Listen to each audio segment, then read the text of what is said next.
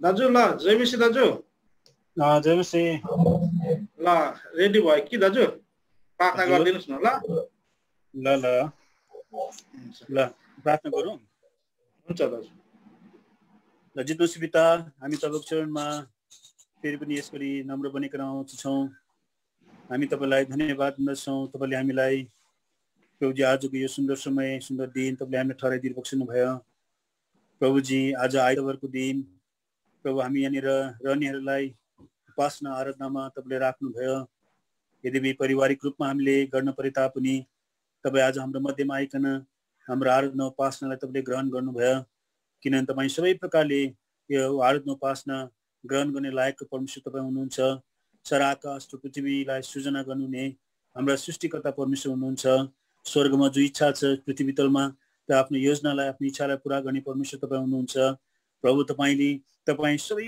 कुरामा सर्वश्रेष्ठ तपाईँ हुनुहुन्छ प्रभु तपाईँ साँच्चै नै यहोवा अदोनाई तपाईँ हुनुहुन्छ प्रभु आज तपाईँ हे पिता परमेश्वर सर्वशक्तिमान परमेश्वर यहोवा एल सदाई तपाईँ हुनुहुन्छ हामी यसको लागि तपाईलाई तपाईको नामको बढाई प्रशंसा गर्दै हामी यसरी फेरि पनि तपाईको चरणमा आएका छौँ प्रभुजी तपाईको आफ्नो रगतले मेरा सबै अधर्म धोएर पवित्र र शुद्ध तपाईले पार्ने काम गर्न सुन्ने प्रार्थना छ अनि विशेष गरी प्रभु हामी तपाईलाई धन्यवाद चढाउँदछौँ प्रभुजी भाइ दोल प्रभुजी परिवार मण्डली जो कुवेतमा तपाईले कफरनहुम नाम दिइकन तपाईले आफ्नो मण्डली जो राख्नु भएको छ हामी तपाईलाई धन्यवाद दिन्छौँ प्रभु यस्तो कठिनाइको समयमा पनि प्रभु आफ्ना भक्तजनहरूलाई तपाईको लोगहरूलाई प्रभुजी जो नेपाली भाषी तपाईको लोगहरू छन् प्रभु यी प्रिय लोगहरूप्रति चिन्ता फिक्र राखिकन लगातार अनलाइन मिनिस्ट्री तपाईले गर्नको लागि तपाईले आफ्नो दासलाई विशेष गरी सहायता गरिरहनु भएको छ यो बोझ जलन तपाईले जो दिनुभयो हामी यसको लागि तपाईलाई धन्यवाद चढाउँदछौँ प्रभु अनि प्रभुजी कसरी आज बिहानी पख आज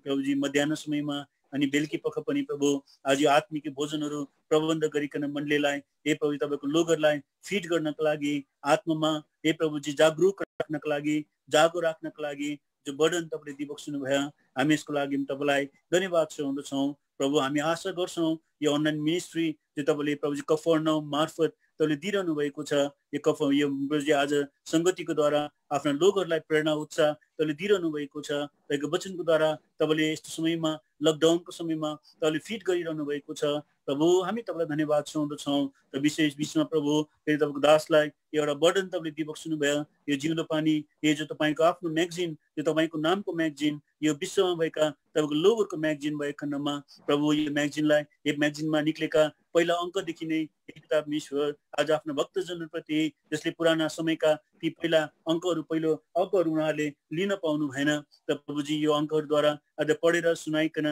प्रभु आज तपाईँको लोगहरूलाई जिउँदो पानीको आशिष पनि बाँड्ने यो ठुलो बर्डन जो तपाईँले दिइबक्सनु भयो हामी तपाईँलाई धन्यवाद दिन्छौँ प्रभु विगत तपाईँको सेवक आइके बडाद्वारा यो प्रार्थना गरिकन यो मिनिस्ट्री यो सुरु गर्नको लागि तपाईँले सहायता दिनुभयो प्रभु हामी तपाईँलाई धन्यवाद दिन्छौँ र अब आज पनि प्रभुजी ए पिता ईश्वर आज तेस्रो अङ्कको यो प्रभुजी पिता ईश्वरको आज यो पढिनको लागि तपाईँले सुमित्रा बढीको यो प्रभुजी आज अङ्क हे प्रभुजी पढ्नको लागि तपाईँले जो सहायता गर्नुभएको छ हामी तपाईँलाई धन्यवाद दिन्छौँ र अब आज पनि प्रभु आफ्नो दासलाई तपाईँले अगुवाई गर्नुहोस् प्रभु जुन बर्डन राखिकन जुन बोझ राखिकन यो काम गरिरहनु भएको छ यो सेवा गरिरहनु भएको छ यो बोझ अनुसार प्रभु तपाईँको आशिष पनि राखिदिने काम गरी बक्सिनुहोस् पनि हामी प्रार्थना गर्दछौँ यो वर्ल्ड वाइड ए प्रभुजी आज नेपाली प्रभुजी भाषी जगतमा हे पिता ईश्वर सारा प्रभुजी आज लोकहरूले हे प्रभुजी थ्रु जुम थ्रु हे प्रभुजी आज स्काइप थ्रु हे प्रभुजी फेसबुक हे प्रभुजी लाइभद्वारा सुन्नेवाला छन् प्रत्येकको जीवनमा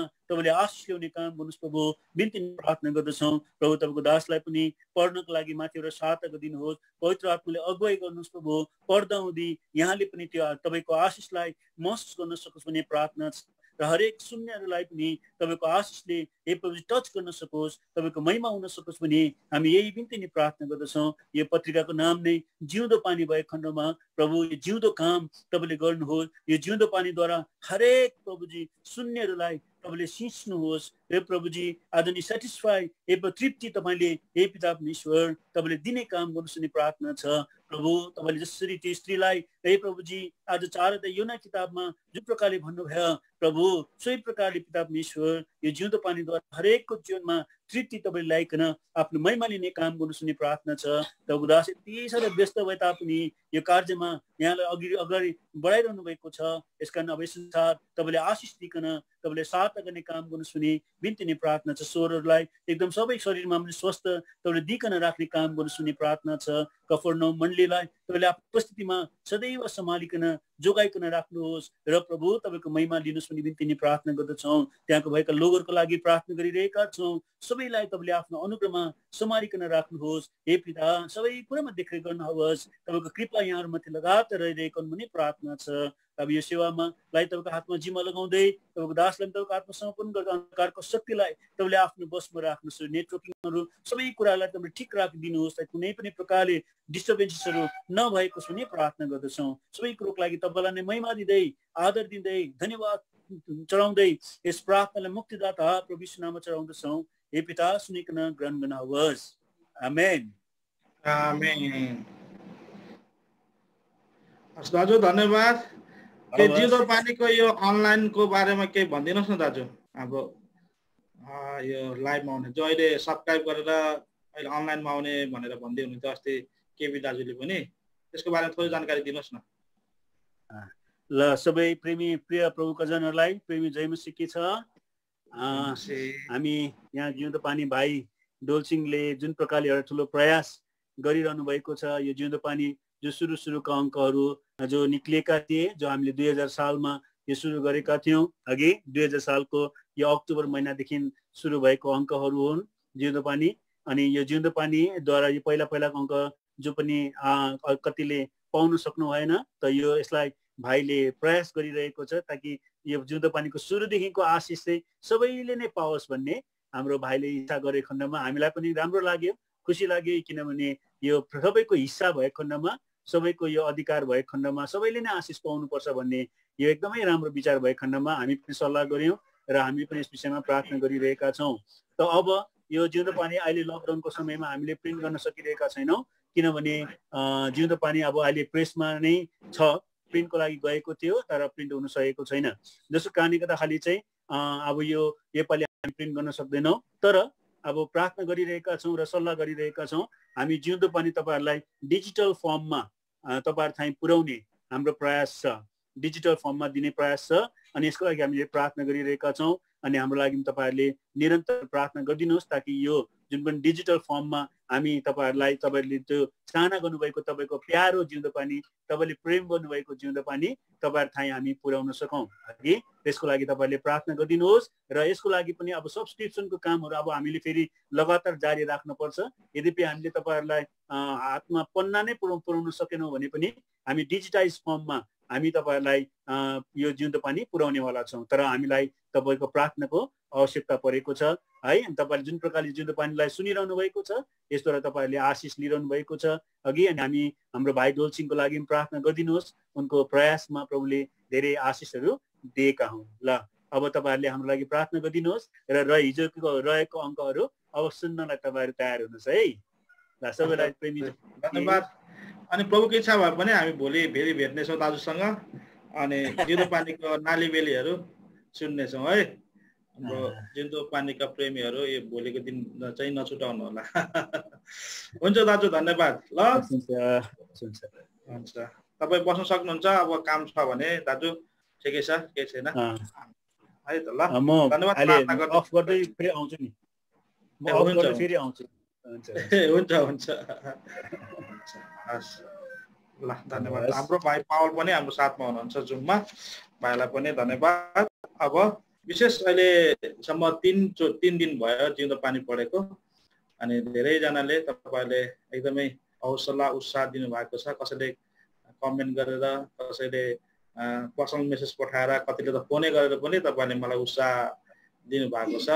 यहाँहरूको लागि धेरै धेरै धन्यवाद। अझै कति कमी कमजोरहरू हुन सक्छन्, तपाईँहरूले मलाई अनि कमेन्ट गरेर भए पनि, मेसेज गरेर भए पनि, फोन गरेर पनि तपाईँहरूले मलाई बताउन सक्नुहुन्छ। अनि कति कुराहरू हामीले ठिक भन्दा नै बेठिक भइरहेको हुन्छ, जान्दैनौँ। त्यसमा तपाईँले हामीलाई सुझाव सल्लाह दिन सक्नुहुन्छ है। दाजुले सुनिहाल्नुभयो, डिजिटल फर्ममा अनलाइनमा अब जिउँदो पानी आउँदैछ, तपाईँले यसको लागि सब्सक्राइब गर्नुपर्छ है त दाजु? हजुर, एकदम सब्सक्राइब गर्नुपर्छ। सब्सक्रिप्सनको प्रोसेस जारी राख्नु पर्यो। हजुर, पुरानोहरूले सब्सक्राइब गर्नु पर्यो, पुरानोहरूले चाहिँ रिन्यू गर्नु पर्यो, नयाँहरूले चाहिँ सब्सक्राइब गर्नु पर्यो है।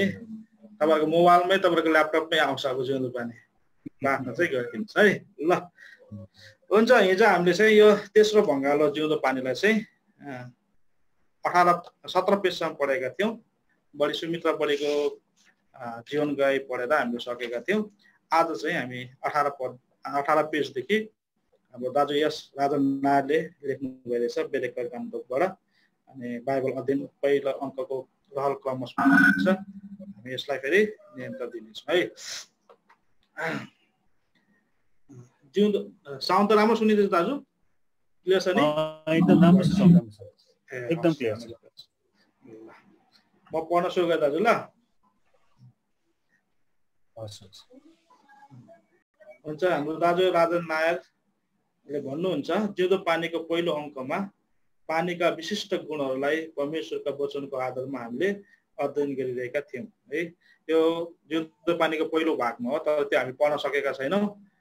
आशा गर्छौँ दाजुले चाहिँ हामीलाई पहिलो भाग उपलब्ध गराउनु हुनेछ। यहाँ पहिलो भागकै नै अंश पो रहेछ कि यो। त्यही भएर पहिलो अङ्कमा हामी प्रयास गरिरहेका छौँ तपाईँहरूलाई ल्याउनको लागि। प्रतीक्षा चाहिँ गरिदिनुहोस्, प्रार्थना गरिदिनुहोस् है। त्यो पहिलो भागको यो चाहिँ दोस्रो अङ्क रहेछ, मतलब पहिलो भागमा पनि लेखिएको छ, त्यसको क्रमश रहेछ है। पानी सबै कुराहरूलाई विलीन गराउने एक सरल पदार्थ हो है। प्रभु येशू, पावल अनि प्रभुका अरू सेवकहरूले पानी चाहिँ जीवन लिई सबै कुराहरूलाई आफ्नो जीवनमा बिलाइदिन्थे। दुःख, यातना, क्लेश, बदनामी, भनाइ, सङ्कटपूर्ण जीवन बिताउन परे तापनि उनीहरूले सजिलै यी कुराहरूको सामना गर्न सक्थे। भनौँ बताइदिन्थे। क्लेश आए तापनि नभएको जस्तो, बदनामी भए तापनि नभएको जस्तो चुपचाप सबै सही दिन्थे। यसरी यी चुनौतीपूर्ण जीवनलाई लिन हामी पनि तयार रहनु पर्दछ। हामीले पानीले आफ्नो सतहलाई कायम राखे चाहिँ प्रभुले हामीलाई राख्नु भएको स्तरमा रही मण्डलीको उन्नति वृद्धिमा हामी सक्रिय रहनु पर्दछ। पानी माथिल्लो सतहदेखि तल्लो सतहसम्म बग्छ। नम्रता, दीनताको जीवन लिई प्रभुले चाहिँ आफैलाई शून्य पारी तल्लो स्तरसम्म बगिरहने जीवन हाम्रो हुनु पर्दछ। पानीले भाँडाको रूप लिन्छ है, तापनि पानीको यो गुणलाई लिई कुनै पनि व्यक्तिको आकार अवस्थामा पुगी उसैको दर्जासम्म झरी उनीहरूलाई प्रभुका खिच्नु पर्दछ है। बग्ने पानी सधैँ एउटै दिशापट्टि बग्छ, उल्टो फर्कँदैन। एउटा मानिसले प्रभुलाई भन्यो, हे प्रभु, म तपाईँको पछि लाग्नेछु, तर पहिले मलाई मेरा घरमा भएकाहरूलाई बिदा दिन दिनुहोस्। यसोले त्यसलाई भन्नुभयो, आफ्नो हात हलोमा राखेर पछिल्लोतिर हेर्ने कोही पनि परमेश्वरको राज्यका निम्ति लायकको हुँदैन। लुका 9:62 पद। पावलले फिलिपीका मण्डलीहरूलाई देख्नुहुन्छ, पछिल्लोतिरका कुराहरू बिर्सेर अघिल्लोतिरका कुराहरूतिर लम्कँदै ख्रीष्ट येशूमा परमेश्वरको उच्च बलवटको पुरस्कारको निम्ति म निशानातिर दगुर्दछु। फिलिपी 3:13 अनि 14 पद। प्रभु येशू हाम्रा निशाना बन्नु भएको छ। हाम्रो अन्तिम आशा प्रभुको रूपमा रूपान्तर भई उनको साथमा रहने। यसैले सबै प्रकारका टन्टा भारलाई पन्छाउँदै अल्झाउने पापहरूबाट उन्मुक्त भई विश्वासका कर्ता तथा सिद्ध गराउने प्रभु येशूलाई हेर्दै अगाडि बढौँ। हिब्रू 11:1-2 पद। परिवर्तनको पहाडमा प्रभु येशू मोसा र एलियाका साथ उहाँको मृत्युको विषयमा बात गरिरहेका थिए। क्रुसमा सहनुपर्ने मृत्युद्वारा परमेश्वरको उद्धारको प्रबन्धलाई पूरा गर्न अनि मानिसलाई फेरि पनि परमेश्वरको संगतिमा ल्याउनु यो उनको निम्ति एक उद्देश्य थियो, जुन चाहिँ उहाँले यरुसलेममा पूरा गर्न लाग्नु भएको थियो। लुका 9:30-31 पद। यो उद्देश्यलाई निशाना बनाए अब यरुसलेम दिशातर्फ आफ्नो दृष्टि लगाई उनी अगाडि बढ्न थाल्नुभयो। लुका 9:51-52 पदमा लेखिएको छ, तब यरुसलेम जान आफ्नो चेहरा उहाँले दृढतापूर्वक फिराउनु भयो अनि आफ्नो अघि सन्देशवाहकहरूलाई पठाउनु भयो। यरुसलेममा आफ्नो उद्देश्य पूरा नहुन्जेल यरुसलेमतर्फ उहाँ बगिरहनु भयो। लुका 13:22 पद। 17:21 19:24 एउटै दिशातिर बग्ने पानीको यो गुणलाई लिई प्रभुले हामीलाई दिनुभएको उद्देश्यलाई लक्ष्य बनाई हामी पनि अघि बढिरह्यौं। अब हामी पानीको तुलनात्मक रूप हेर्नेछौँ। सर्वप्रथम पानीलाई पवित्र शास्त्रमा परमेश्वरको वचनसँग तुलना गरिएको छ है। पानी रूपी परमेश्वरको वचनले हामीलाई नयाँ जन्मको अनुभवमा ल्याउँछ, दैनिक आत्मिक जीवन है अनि फलवन्त बनाउन सहायता गर्छ अनि परमेश्वरले चाहनु भएको एक स्वच्छ पवित्र मण्डली उहाँको सामने उपस्थित हुनलाई तयार गर्दछ। साँचो साँचो म तिमीहरूलाई भन्दछु, कोही मानिस पानी र आत्माद्वारा जन्मिएन भने ऊ परमेश्वरको राज्यभित्र प्रवेश गर्न सक्दैन। यूहन्ना 3:5 नयाँ जन्मको स्नानद्वारा नवीकरण तीतस 3:5 नाश नहुने बिउबाट परमेश्वरको जिउँदो सधैँभरि रहने वचनद्वारा तिमीले नयाँ जन्म पाएका छौ। 1 पत्रुस 1:23 यी पदहरूले बताउँछ कि कसरी परमेश्वरको वचनले पानीले झैं स्नान गराई कुनै शक्तिलाई नयाँ जन्मको अनुभवमा ल्याउँदछ, नयाँ सृष्टि बनाउँदछ है। नोहको समयमा पृथ्वीमा मानिसहरूको दुष्टता बढी भएको र तिनीहरूको हृदयको जुनसुकै पनि भावना निरन्तर खराबै मात्र भएको परमप्रभुले देख्नुभयो। उत्पत्ति किताब 6:5 यसैले प्रभुले पानीद्वारा यस पृथ्वीलाई नाश गरी एउटा नयाँ सृष्टि गर्न चाहनुभयो। म पृथ्वीमा 40 दिन र 40 रात पानी बसाउनेछु, जति प्राणीलाई मैले बनाएको छु ती सबैलाई पृथ्वीबाट म नष्ट गर्नेछु। उत्पत्ति 7:4 नोहमाथि चाहिँ अनुग्रह गरी उनका परिवारको साथमा प्रभुले जहाजभित्र सुरक्षित राख्नुभयो अनि पानीद्वारा पृथ्वीलाई सबै दुष्टतादेखि सफा पार्दै लानुभयो। पानी पृथ्वीमा जोरसँग परिरह्यो र आकाशमुनिका जम्मै अग्ला अग्ला पर्वतहरू ढाकिए। उत्पत्ति 8:19 यसरी प्रभुले पनि आफ्ना पानी रूपी वचनद्वारा हाम्रो सबै उच्च विचारहरूलाई घमनलाई छोपिदिनुहुन्छ, तोडिदिनुहुन्छ। वंश 29:3 अङ्ग्रेजीमा परमप्रभुको स्वर पानीमा छ 4 र 5 पद अनि हामीलाई नम्र दिन बनाई उनको अनुग्रहको छारीमा जहाजभित्र ल्याउनुहुन्छ अनि उद्धार गर्नुहुन्छ। एफिसी 2:8-9 पद नोहले पानी पर्न थामिएपछि एक ढुकुरलाई झ्याल खोली उडाएपछि त्यसले आफ्नो चुच्चोमा भद्राक्षको नयाँ पालुवा बोकी ल्याए। एक नयाँ सृष्टि उत्पन्न भएको अनि शान्ति र विजयको सुसन्देश दिए। उत्पत्ति 8:11 सुसन्देश दिए। उत्पत्ति 8:11 पदमा पानीद्वारा एक नयाँ सृष्टि उदय भएको घटना यहाँ हामी पाउँछौँ अनि यसरी नै पानी रूपी वचनद्वारा यी दिनमा प्रत्येकले नयाँ जन्मको अनुभव गर्न सक्दछन्। दिन प्रतिदिनको हाम्रो आत्मिक जीवनलाई फलवन्त बनाउन पानी रूपी वचनले नै सहायता गर्छ। त्यो मानिस धन्यको हो जसको आनन्द परमप्रभुको व्यवस्थामा छ, जसमा त्यसले दिनरात मनन गर्छ। त्यो नदीको किनारमा रोपेको एक रुख झैं छ जसले आफ्नो ऋतुमा फल फलाउँदछ, जसको पात कहिल्यै ओलिँदैन अनि उसले जे गर्छ त्यसमा उसले उन्नति गर्छ। वंशसँग 1:2-3 आज प्रभुको घरबाट यो नदी बगिरहेछ। वंशसँग 36:8 पद परमेश्वर अनि थुमाको सिंहासनबाट जीवनको नदी बग्दछ। प्रकाश 12:1 पद प्रभुको घर आज परमेश्वर 22 हुनुपर्ने होला 12 प्रभुको घर आज परमेश्वर अनि थुमाले आफ्नो उपस्थिति दिने सिंहासन हेरे, जहाँबाट प्रभुले दुवै करूबबाट आफ्नो आवाज दिनुहुन्थ्यो। करूबबाट आफ्नो आवाज दिनुहुन्छ। हामी नदीको किनारमा रोपेको त्यो वृक्ष झैं छौँ। वंशसँग 92:12-13 पद जस रुखले जराद्वारा पानी चुसी पातको माध्यमबाट खाद्य पदार्थ बनाई रुखलाई तृप्त राख्दछ र फलवन्त बनाउँछ। जरा झैं हाम्रो भित्री मनुष्यत्वद्वारा हामीले पनि दिनरात पानी रूपी वचन सेवन गरिरहनुपर्छ, मनन गरिरहनुपर्छ।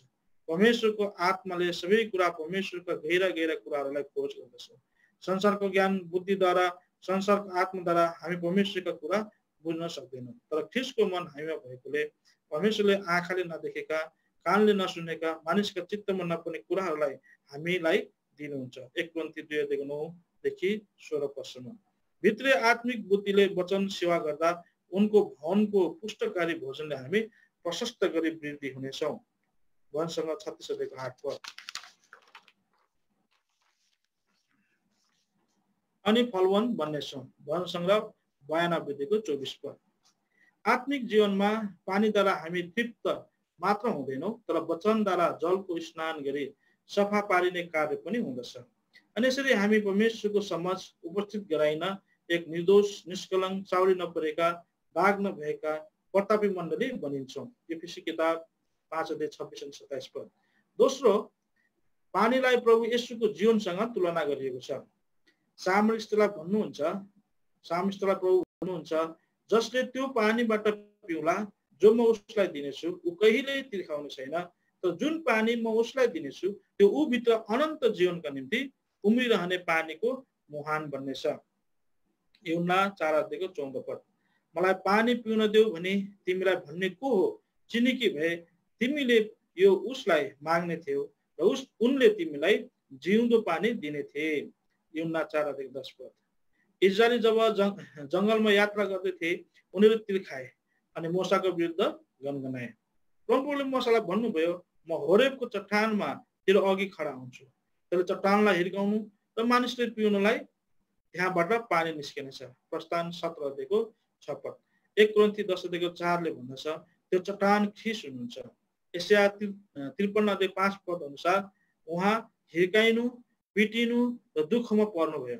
क्रुसमा उहाँ टाँगिएको समयमा जब रोमी सिपाहीले उनको कोखामा भालाले घोचे, त्यहाँबाट रगत र पानी निस्के। यूहन्ना 19 अध्यायको 34 पद। तिमीहरूको पाप पनि अशुद्धित घुनलाई पानीलाई एउटा मूल फुटेर निस्केको छ। जकरिया 13 अध्यायको 1 पद। प्रभु येशू ख्रीष्टले असहनीय दुःख सहेर, कुटिएर, पिलिएर, फुटेर, आफ्नो शरीर तोडेर पानी रूपी आफ्नो जीवन बगाइदिनु भएको छ। यो जीवन बगिरहेको छ। यो पानी दिन आज उहाँले सबैलाई यो पानी दिन आज उहाँले सबैलाई आह्वान दिइरहनु भएको छ। हे सबै तिर्खाउनेहरू, पानी लिएर आऊ। एसाया 55 अध्यायको 1 पद। जो तिर्खाएको छ, आज पनि जसले चाहन्छ उसले जीवनको पानी सित्तैमा ल्याओस्। प्रकाश 22 अध्याय 17 पद। इथियोपियाकी रानी कन्द्राकी खञ्चानजी एकपल्ट रथमा चढेर एसायाका किताब पढ्दै गइरहेको बेला प्रभुका सेवक फिलिप त्यहाँ पुग्नुहुन्छ। एसाया भविष्यद्वारा प्रभु येशूको दुःखको बारेमा लेखेका कुराहरू बयान गरिदिँदा खञ्चानजीले येशू ख्रीष्ट परमेश्वरको पुत्र हुनुहुन्छ भनी विश्वास गर्छ। अनि बढ्दै जाँदा उनीहरू एउटा पानी, अङ्ग्रेजीमा सर्टन वाटर लिएर आइपुग्छ। खञ्चानजीले भन्छ, हेर्नुहोस् यहाँ पानी रहेछ, अब मलाई बप्तिस्मा लिन कसले रोक्न सक्छ? तिनीहरू दुवै पानी मुनि गए अनि खञ्चानजीले बप्तिस्मा लिए। प्रेरित 8 अध्यायको 36 देखि 39 पदसम्म। यस प्रकारले पानीमा चुर्लुम्ब डुबी प्रभु येशूको बप्तिस्मा। प्रेरित 19:5। जब हामी लिन्छौँ, हामी ख्रीष्ट येशूलाई भेटिन्छौँ। गलाती 3 अध्यायको 27 पद। कारण यो पानी उहाँ स्वयं हुनुहुन्छ। यस प्रकार ख्रीष्टको जीवन अब हामीमा देखा पर्छ। यसकारण हामी उहाँसँगै बप्तिस्माद्वारा मृत्युभित्र गाड्यौँ र पिताको महिमाद्वारा ख्रीष्ट मरेकाबाट बोलाउनु भयो। त्यसरी नै हामी पनि जीवनको नयाँपनमा हिँड्नु पर्दछ। रोमी 6 अध्याय 34 पद। तेस्रो कुरा पानीको बारेमा, पानीलाई पवित्र शास्त्रमा परमेश्वरको कार्यसँग तुलना गरिएको छ। गरिब र दरिद्रहरूले पानी खोज्नेछन् र पानी हुँदैन र तिनीहरूको जिब्रो प्यासले सुक्नेछन्। म प्रभु तिनीहरूलाई जवाब दिनेछु। नाङ्गो टाकुराहरूबाट म नदीहरू र बेसीका बीचबाट पानीका मूलहरू निकाल्नेछु। म उजाड भूमिलाई पानीको दह र सुक्खा जमिनलाई पानीका मूलमा परिवर्तन गर्नेछु। एशिया 41 अध्याय 17 अनि 18 पद। हेर, म एउटा नयाँ काम गर्नेछु, त्यो अब हुनेछ। के तिमीहरू यो जान्दैनौ? म वनमा पनि बाटो र मरुभूमिमा पानीका नदीहरू बगाउनेछु। म काम गर्नेछु, मलाई कसले रोक्न सक्छ? एशिया 43 अध्याय 19 अनि 13 पद। पानीको मूल झैँ, पानीका नदीहरू झैँ प्रभुको काम, प्रभुको गवाई, प्रभुको मण्डली अगाडि बढिरहन्छ। यसलाई कसैले रोक्न सक्दैन। सुरुमा अलिअलि गर्दै निस्किएर गोलीघाटासम्म पुग्ने, कम्मरसम्म आउने अनि अघि बढेर तर्न पनि नसक्ने गरी यो पानीको मूल परमेश्वरका पानीरूपी कार्यले जीवन दिँदै, गन्ती बढाउँदै, उमार्दै, सिस्दै, फलदार बनाउँदै जान्छ, अगाडि बढ्छ। जहाँ जहाँ यो पानी बग्छ त्यहाँ जेसुकै पनि बाँच्नेछ। हिजकियल किताब 47 अध्यायको 1 देखि 12 पदसम्म। प्रभुले आफ्नो काम पश्चिम नेपालको विभिन्न भागहरूमा गरिरहनु भएको छ। त्यहाँ 10 भन्दा बेसी जग्गामा प्रभुको सत्य मण्डली स्थापित भएका छन्। त्यहाँ प्रभुका सेवामा पनि मण्डलीहरूको दायित्व वहन गर्न भाइ एनोस नाम्च्यू अनि अन्य सहकर्मीहरू कार्यरत छन्। विगत 35 देखि 30 अक्टोबर 2000 सालमा पक्ले हवा भन्ने स्थानमा 3-4 घरनाद्वारा बनिएको मण्डली सारोन प्रार्थना भवनमा विशेष सभा आयोजना भएको थियो। प्रभुका दासहरू यस सभाको निम्ति प्रभुले यशाया 43:13 आदर पदको रूपमा दिनुभएको थियो। जब म काम गर्न लाग्छु मलाई कसले रोक्न सक्छ? उनको काम नदी झै बग्छ, यसलाई कसले उल्टो फर्काउन सक्छ? यशाया 43:13 पद अंग्रेजी बाइबलको मार्जिनमा। सभा भइरहेकै बेलामा यस कार्यलाई रोक्ने प्रयास पनि भयो। विरोध, धम्की, गाली गलौज भए। मण्डलीका जिम्मेवार लिने अगुवाहरूले धम्की सहनु पर्यो। तथापि सबैले नम्रता दीनतापूर्वक यसलाई सही दिए। लाल समुद्र पानीले ढाकेका जग्गाबाट प्रभुले आफ्नो आवाज दिनुभयो। भजन 29:3 चुपचाप बस, नडराऊ अनि परमेश्वरको उद्धारलाई कार्यलाई हेर। प्रभु तिमीहरूका निम्ति लड्नुहुन्छ, तिमीहरू शान्त बस। प्रस्थान 40:13-14 पद। पहिलो, दोस्रो, तेस्रो दिनसम्म उनीहरू कराई बसे सेवा भइ नै रह्यो। अन्त्यमा उनीहरूलाई हार खाए जस्तो वातावरण शान्त भयो। हामीले सेवा पुरा गर्यौं। सेवाको अवधिमा आदरकर्ताले प्रथम परमेश्वरका कामहरू कस्ता छन् हामीले वचनद्वारा अध्ययन गर्यौं। वचन 111, 2, 3, 6, 7। दोस्रो, यो काम गर्ने परमेश्वरको परिचय यशाया 43 अध्यायको 1-3 पद, 10 अध्यायको 13 पद अनि 13, 15 अनि 25 पद। तेस्रो, हामीले विचार गर्यौं परमेश्वरको काम चाहिँ मण्डली निर्माणको काम हो। यशाया 43 अध्याय 4, 5, 6 पद, मत्ती 16-18 पद। उनले आफ्ना मण्डलीलाई विभिन्न दिशादेखि बोलाउनुहुन्छ अनि पानीद्वारा नै यो मण्डलीलाई चोख्याउनुहुन्छ, पवित्र पार्नुहुन्छ। एफिसी 5 अध्यायको 26 अनि 27 पद। कमस आगामी अङ्कमा भनेर लेखिएको छ।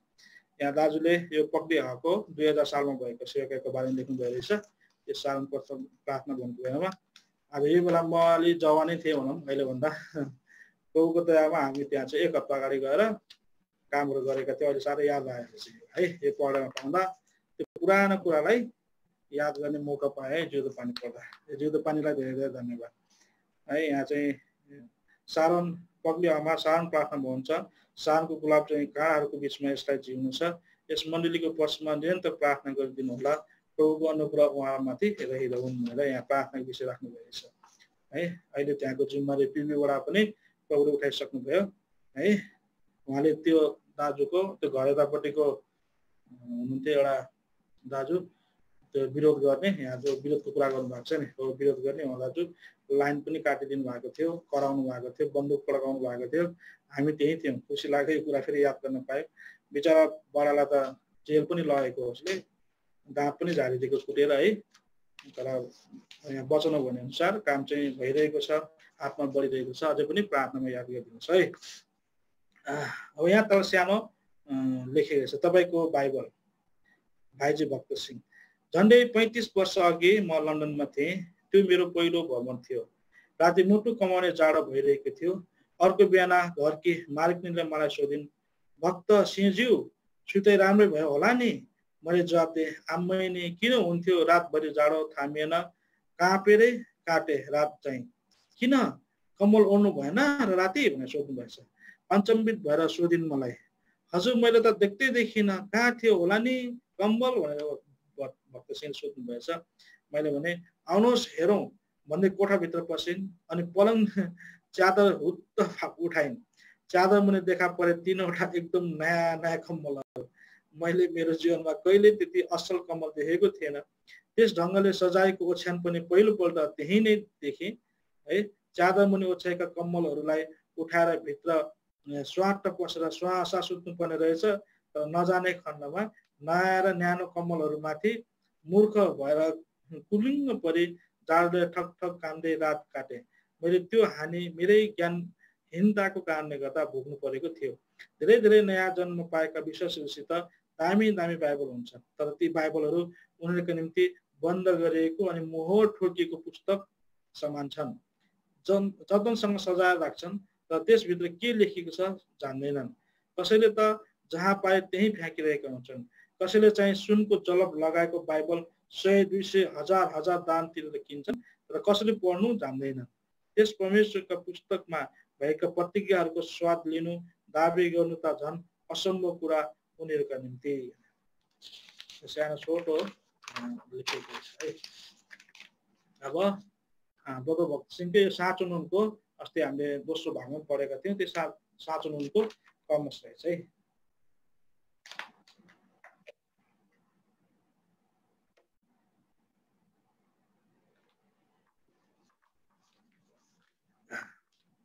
साँचो नुन माझी भक्त सिंह। असल नुन बना, सान्त्वनादायक, उन्नतिशील। अब दया गरी तपाईको अवस्था परमेश्वरको अघि कस्तो छ विचार गर्नुहोस्। हुनुहुन्छ वा स्वाद हराएको विचार गर्नुहोस्। के तपाईँ असल नुनसित तुलनीय हुनुहुन्छ वा स्वाद हराएको नुन जस्तै? त्यस्ता अनुभवी मान्छेहरू पनि छन् जसले भोज सम्बन्धी कति मात्रामा नुन हाल्नाले ठिक हुन्छ त्यो राम्ररी जान्दछ। अनि यस्ताहरू पनि छन् जसले कहिले पनि ती पाठहरू सिक्दैनन् र कहिले धेरै नुन प्रयोग गर्छन् त कहिले कम्ती। तपाईले ठिक मात्रामा नुन प्रयोग गर्न जान्नुभयो भने भोजन असल र स्वादिष्ट हुन्छ। जसरी नुनले भोजनलाई स्वादिष्ट बनाउँछ त्यस्तै तपाईको जीवन पनि हुनुपर्छ। जहाँसुकै तपाईँ जानुहोस् वा बस्नुहोस् तपाईको जीवन नुन चाहिँ हुनुपर्छ। यसले तपाईको वरिपरि भएकाहरूमा आनन्द ल्याउनुपर्छ। तपाईको वचन औ उपस्थितिले अरूहरूमा सान्त्वना दिनुपर्छ। आज परमेश्वरको अघि तपाईको अवस्था कस्तो छ भने तपाईले थाहा गरेको म चाहन्छु। कृपया सत्यवादी बन्नुहोस्। कति शत्रु, मित्र, परदेशी तथा आफन्तहरूले तपाईहरूको जीवनबाट आत्मिक फाइदा पाइरहेछ। हामी प्रचारकहरू नुनलाई प्रेम गर्छौं। जति बेला हाम्रो घाँटी दुख्छ अथवा सुनिन्छ हामी नुनलाई प्रयोग गर्छौं। नुन बाहेक अरू केही उत्तम हुँदैन। हेर्नुहोस् नुनप्रति हामी कति धन्यवादी छौं। अलिकता मात्राले पनि पीडादेखि छुटकाराको काम गर्छ भने तपाईको जीवन पनि यस्तै हुनुपर्छ है। स्वभावले नै हामी पिरो खोर्सानीहरू मन पराउँछौं।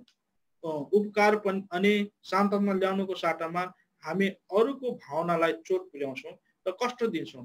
कतिचोटि यस्ता पाहुना वा अतिथि जस्ता हामी हुन्छौं जसको हृदयमा भनिरहेको हुन्छ कहिले यिनीहरू जान्छन्। बाहिरी तौरले त तपाईँ भन्नुहुन्छ दया गरी अलिकति चिया वा कफी लिनुहोस्, तर तपाईको हृदयले चाहिँ ऊ छिट्टै जाओस् भन्ने चाहना गर्नुहुन्छ। जब ती अतिथि वा पाहुनाहरू जान्छन् तपाईले ढुक्क भई सास फेर्नुहुन्छ। कति पाहुनाहरूले चाहिँ तपाईको घरमा आशिष ल्याएको कारण उनीहरूको विदाईमा तपाईँ दुखी हुनुहुन्छ। अलिकता नुनले चाहिँ ती पाहुनाहरूले तपाईमा आनन्द, सान्त्वना अनि उत्साह तथा ताजगी ल्याउँदछ। प्रभु हाम्रो नुन संरक्षक हुनुहुन्छ। प्रभु येशू आफै हाम्रो निम्ति नुन हुनुहुन्छ। उहाँको जीवन हामीमा संचार भएकोले मात्र हामी नुन चाहिँ रहन सक्दैनौँ। मेरो एउटै चिन्ता छ कि तपाईको अवस्था परमेश्वरको अघि कस्तो छ भनी तपाईले देख्न सकोस्। तपाईको नामको पछि पदवी अनि उपाधिले जोडेका होला। मानिसहरूले तपाईलाई खातिर गर्लान्। यदि प्रभुले तपाईलाई भन्नुहुन्छ तिमी श्रीमान नुन हौ तर तिमीले स्वाद हराएका छौ, तर जब तपाईँ उहाँद्वारा परिवर्तित हुनुहुन्छ तपाईँ जोसुकै जानुहोस् तपाईलाई नयाँ नामद्वारा बोलाइनेछ अनि मानिसहरूले तपाईलाई स्वीकार गर्नेछन् र असल नुन चाहिँ स्वागत गर्नेछ। यी दिनहरूमा हामी आफ्ना संस्कृति, शिक्षा, भव्य भवन अनि सांसारिक सम्मानहरूमाथि गौरव गर्ने स्त्री पुरुषहरूलाई देख्छौँ। तर जहाँ गए तापनि तिनीहरूले सन्ताप, उदासी, अशुद्धता अनि दुःखहरू ल्याएका पाउँछौँ। तिनीहरूका बोली अनि तिनीहरूले पढेका पुस्तकहरूद्वारा कति निज अवस्थामा झरिदिनुहुन्छ। सुरुवातमा येशूका आफन्तहरूले उहाँलाई उत्साह दिन चाहँदैनथे।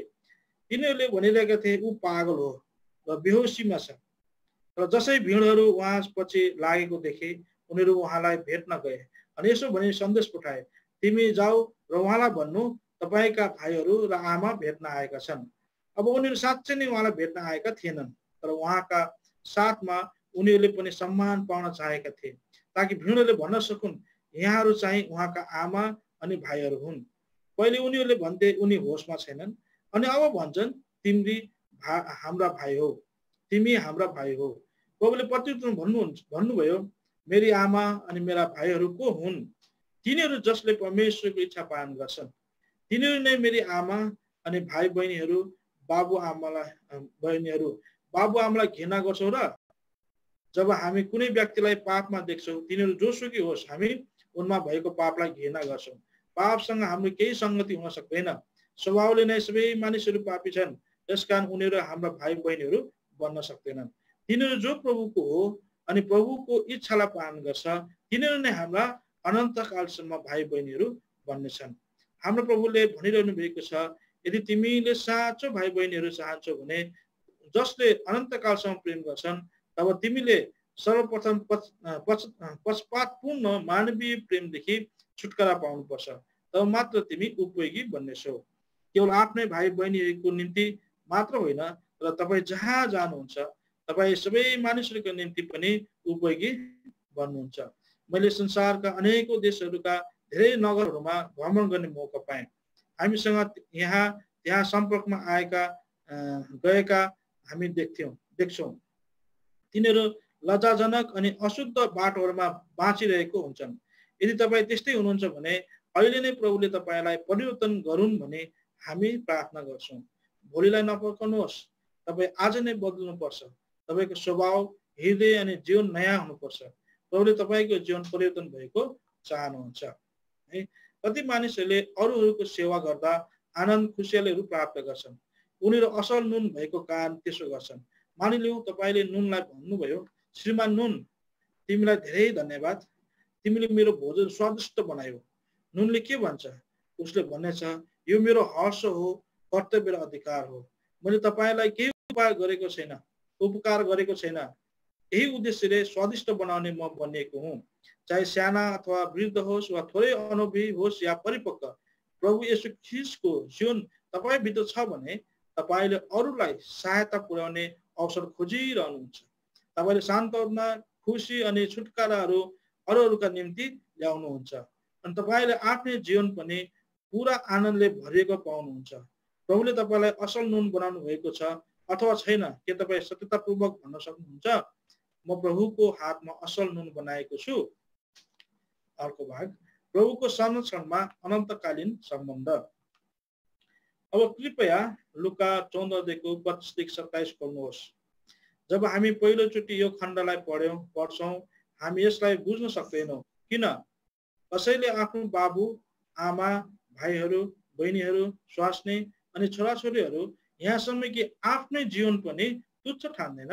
तर हाम्रा प्रभु आफैले लुका 8:19-21 यसको उत्तर मानिसहरूले जब पत्र लेख्छन् उनीहरू भन्छन् कि थोरै समय उनीहरूसँग भएको वार्तालाप नै फाइदाको कारणहरू भएका छन्। यो सुन्न पाउँदा साह्रै खुसी लाग्छ।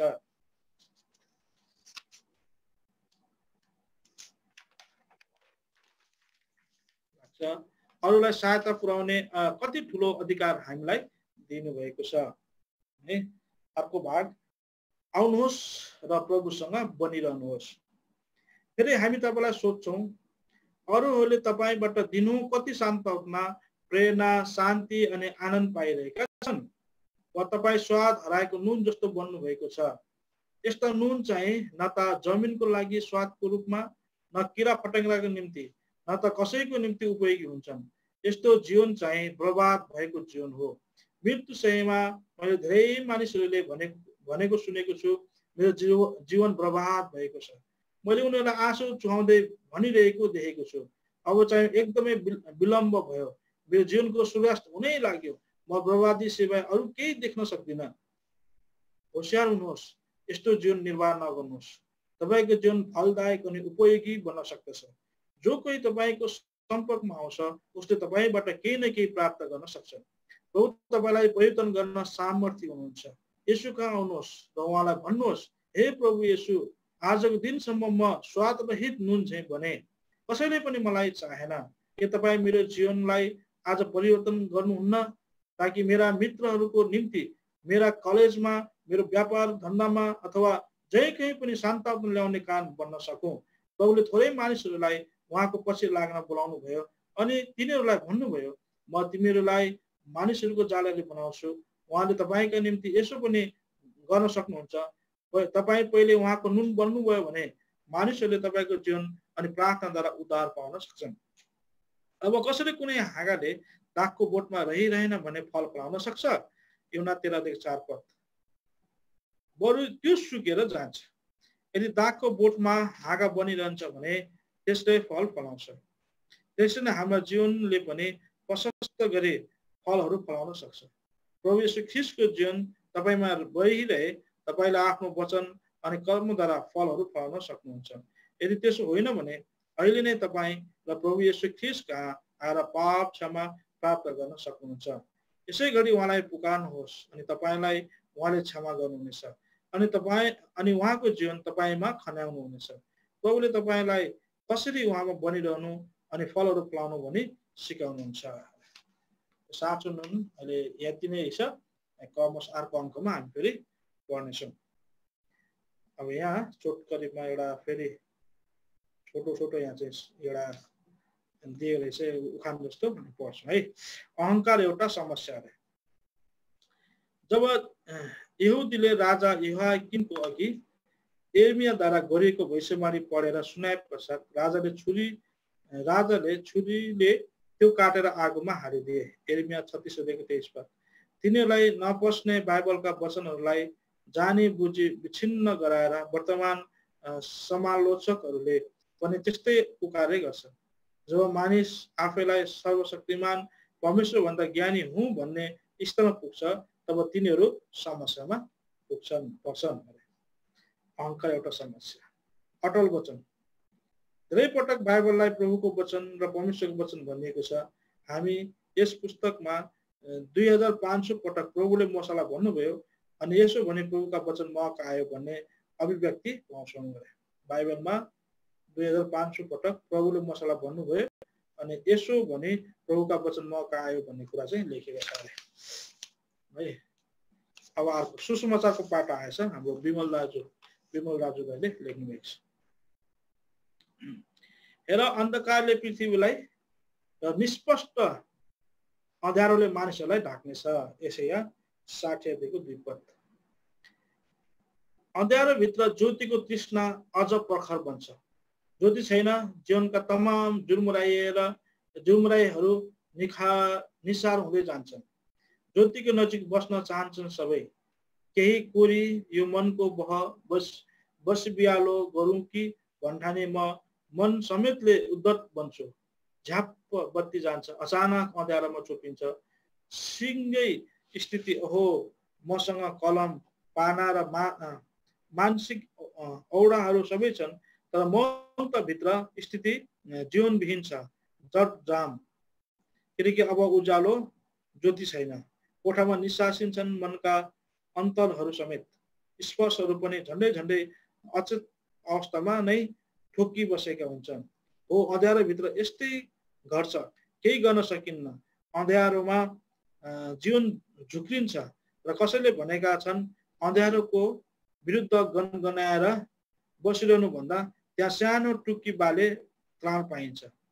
र कतिले पो यस सुगम सरल उपायलाई यस्तो शून्य अवस्थामा प्रयोग गरेर उज्यालोलाई निरन्तर निम्तो दिन सकिरहेका छन् होला। भएन जीवनको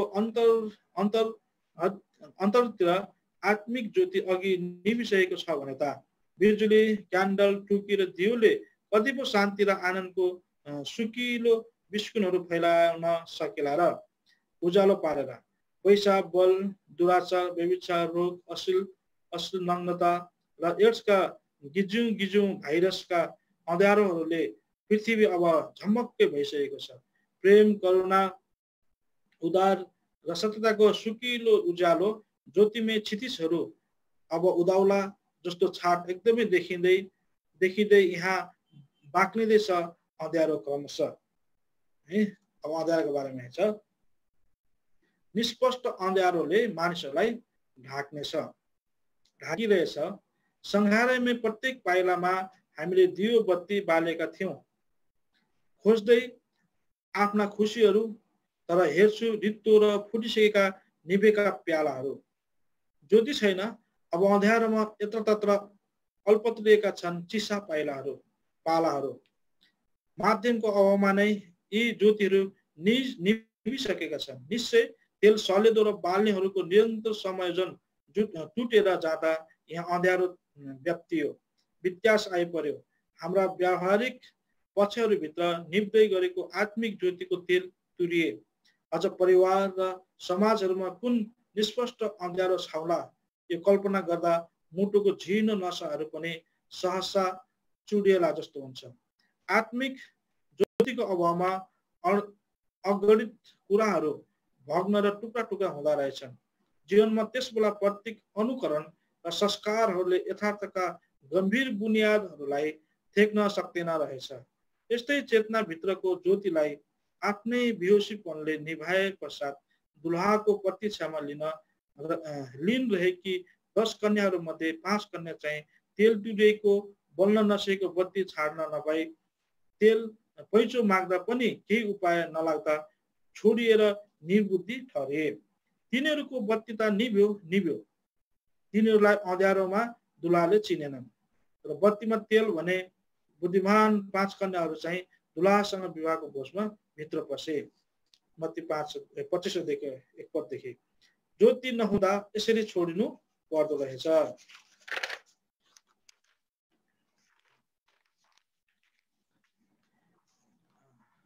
प्रभु मेरा आँखालाई ज्योति दिनुहोस्, नत्र म मृत्युको निद्रामा पर्नेछु। वंशना 13:3। आत्मिक आँखालाई पनि ईश्वरीय ज्योतिको परम आवश्यकता पर्दो रहेछ। अन्यथा मृत्युको निन्द्राले फुस्सै पार्नु के बेर लाग्दो रहेछ र? यसरी ज्योतिविहीन भई मृत्युको निन्द्रामा जिउँदै मरिरहेका बेहोसीपन हामीमा छैन भने हामी अझ अर्को भुलको अँध्यारो थोप्दै भने परिणाम के भोग्नु पर्ला? वास्तविक ज्योतिको आवश्यकता बोध भएकै छैन भने तपाईको जीवनभित्र कत्रो भयानक खतरा छाएको छ। ओहो, धुमिलो ज्योतिमा हिँड्न सकिन्न, खतरा हुन्छ। 22 अक्टोबर दिउँसोको 2 बजिसकेछ। कालिम्पोङदेखि दार्जिलिङ आउने अन्तिम जिपमा चढ्छु। पेसेन्जर पुरा भरिँदा झन्डै 3 बज्छ कालिम्पोङमा नै। ड्राइभर गाडी स्टार्ट गर्छ, स्टार्ट हुँदैन। उल्टो ओह्रालो ठेल्नुपर्छ। सकि नसकि जिपलाई भरे जसोतसो स्टार्ट गरी दार्जिलिङ ताक्छौँ। आज आधा बाटोमै बितास परिनु हो क्यारे? सबैको मनमा चिसो पर्छ। आउँदै बाटोमै साँझ पर्छ। एनकेन गाडी उकालोमा घसिरहेको हुन्छ। फुस्रो साँझ बाक्लिएर अब अन्धकार रात पर्छ। त्यही माथि बाक्लो कुहिरो त छँदैछ। ड्राइभरले बत्ती बाल्छ, बत्ती चहकिलो बल्दैन। मधुरो सम्मुखको सडक पनि देख्न नसकिने बत्तीको अवस्थादेखि हताश भएर हामी प्रश्न गर्छौँ, के उपाय गर्नुपर्ने हो? गाडी रोकेर ड्राइभर र मालिक केटाले बत्ती बनाउने प्रयास गर्छ, तर केही सिप लाग्दैन। सबै स्वाभाविक तौरले चिडचिडाउन थाल्छन्। म पनि बम्किनु। तपाईहरु खाली पेसेन्जर र पैसा हेर्नुहुन्छ, आफ्नो दायित्व बुझ्नुहुन्न। तपाईको गाडीको कन्डिसन तपाईलाई अघि थाहा हुनुपर्ने हो। बल्ल तल्ल स्टार्ट भयो, हेर्न पनि हर्न पनि छैन, लाइट पनि छैन। अँध्यारो भित्र गनगन मचिन्छ। तर समाधान, दार्जिलिङ पुग्नलाई चहकिलो लाइट, टिम लाइटमा हर्न बिना जबरजस्त हिँड्दा 2-3 पटक झन्डै भयानक दुर्घटना हुनदेखि बाँचेको हुन्थ्यौं। तथापि यसरी डरसरी अँध्यारोमै हामी 3 माइल आइपुग्यौं। भाग्यवश गान्तोकबाट दार्जिलिङ आउँदै गरेको एक बस पाउँछौं, रोक्छौं र अघिको जिपबाट उत्रिएर धिकार्दै बसभित्र पस्छौं। हाम्रो समस्या सुल्झिन्छ यसरी। यसको लाइटले अब प्रशस्त गरी बाटो देखिन्छ। हामी ढुक्क हुन्छौं। अघि लाइटको अभावमा झन्डै दुर्घटना भएको अप्रिय क्षणदेखि ढुकढुकिएको कम्पित मुटु अब शान्त हुन्छ। आज गाडी चाहिँ चेन्ज नगरेको भए घर पुग्ने आशा कमै थियो नि हो। बसभित्र एउटै सिटमा बसेको एक यात्री बोल्छ, म समर्थन जनाउँछु, ज्यू हो नि। यो जाबो छोटो यात्रा अन्तर्गत गाडीमा लाइट नहुँदा आइपरेको संयोग वा बिजोग मात्र हो। तथापि सत्यताको ज्योतिको अभावमा हाम्रो सुन्दर संसारभरि अबोध रूपमा घटिरहेका अन्धकारपूर्ण परिस्थितिको तुलनामा यो छुसी कुरो जस्तो देखा पर्ला। तर आत्मिक ज्योतिले मात्र वास्तविक र चूडान्त समाधानको अभ्युदय गराउँछ। अनन्त अशान्तिको, असत्यताको, आत्मिक अन्धोपनको, धनको, शानको, सुन्दरताको बाक्लो अँध्यारो कसरी हटाउने? हामीमा यस्ता निष्पट अँध्यारोहरू व्याप्त छन्। जब सातपनले उल्टो अँध्यारोमा नै जान्छ, आफ्नो दायित्व तपाईँले बुझ्नुभयो भने दुःखद अँध्यारोले तपाईँलाई कदापि आक्रान्त तुल्याउनु छैन। वर्धित उज्यालो परिवर्तनको आत्मिक ज्योति उज्यालिनु पर्छ तपाईँको जीवनमा। तर तपाईँ अशान्ति र अस्थिरताको बाक्लो अँध्यारोमा कता कता छामछाम छुमछुम गर्दै जीवनदायक ज्योति खोज्नु हुँदैछ भने बाइबलले स्पष्टै बताउँछ साँचो ज्योति उहाँ प्रभु यीशु ख्रीष्ट हुनुहुन्थ्यो, जसले यस संसारमा आउने हरेक मानिसलाई ज्योति उज्यालो पार्नुहुन्छ। उहाँमा प्रभु यीशु ख्रीष्टमा जीवन थियो अनि त्यो जीवन मानिसहरूको ज्योति थियो। ज्योतिद्वारा कुनै कुरा प्रकट गरिँदा त्यो स्पष्टै देखिन्छ। त्यो कुरा जो स्पष्टै देखिन्छ त्यो ज्योति हो। ज्योतिमा ज्योतिका सन्तान चाहिँ हिँड। एफिसी किताब 1 अध्यायको 12-8 पद, यूहन्ना 1 अध्यायको 4-9 पद है। यति नै रहेछ दाजुको। हामीमा ज्योति हुनुपर्छ, धेरै प्रकारको अन्धकारले छाएको छ भन्ने कुरा चाहिँ यहाँ बताइएको छ है। अब अर्को छ, अब सम्झनालाई, यो पाठक प्रतिक्रिया रहेछ यहाँ। एउटा कविता, सम्झनालाई सङ्घाल्दा, यस मुखिया एल्सदाई कालिम्पोङ। ती सागुरेका जिन्दगीहरू, व्यवस्थाले बाँधेका बाध्यताहरू, धार्मिक विधिहरू, अनेकौं पट्टीहरूले छोपिएका दर्शनहरू अगन्तामा नै बितेछन्। यसै अलमलिएका आत्माहरू, भारत स्वतन्त्रताको बुलन्द ध्वनिहरू, जहीँ तहीँ खुसीका लहरहरू, हिमालको काखमा बसालेको पहाडी देश, सुन्दर प्रकृतिले सजाएको मनोहर देश, शान्तिप्रिय सोझाहरूका देशमा स्वतन्त्रताको अर्कै प्रभाव बहन थाले न्यूनतम प्रभाव। यहाँ स्वतन्त्रताको मात्र होइन रहेछ, यो सत्यताको, उद्धारको, चुनौतीको। धेरैले यही चुनौती सहज स्वीकार गरे, निर्भीक भई अघि बढे। पुरातन नेवालीका मिथ्यापन र कृत्रिमतालाई इन्कारे, बलिन्द्र आँसुका साथ क्रुसको बलिदानलाई स्वीकारे। यसरी मरुभूमि चाहिँ आत्मिक रुखोपनमा बहन थाले जिउँदो पानीका धाराहरू। जहाँ जहाँ बहेर गए वातावरण नै भयो अर्कै।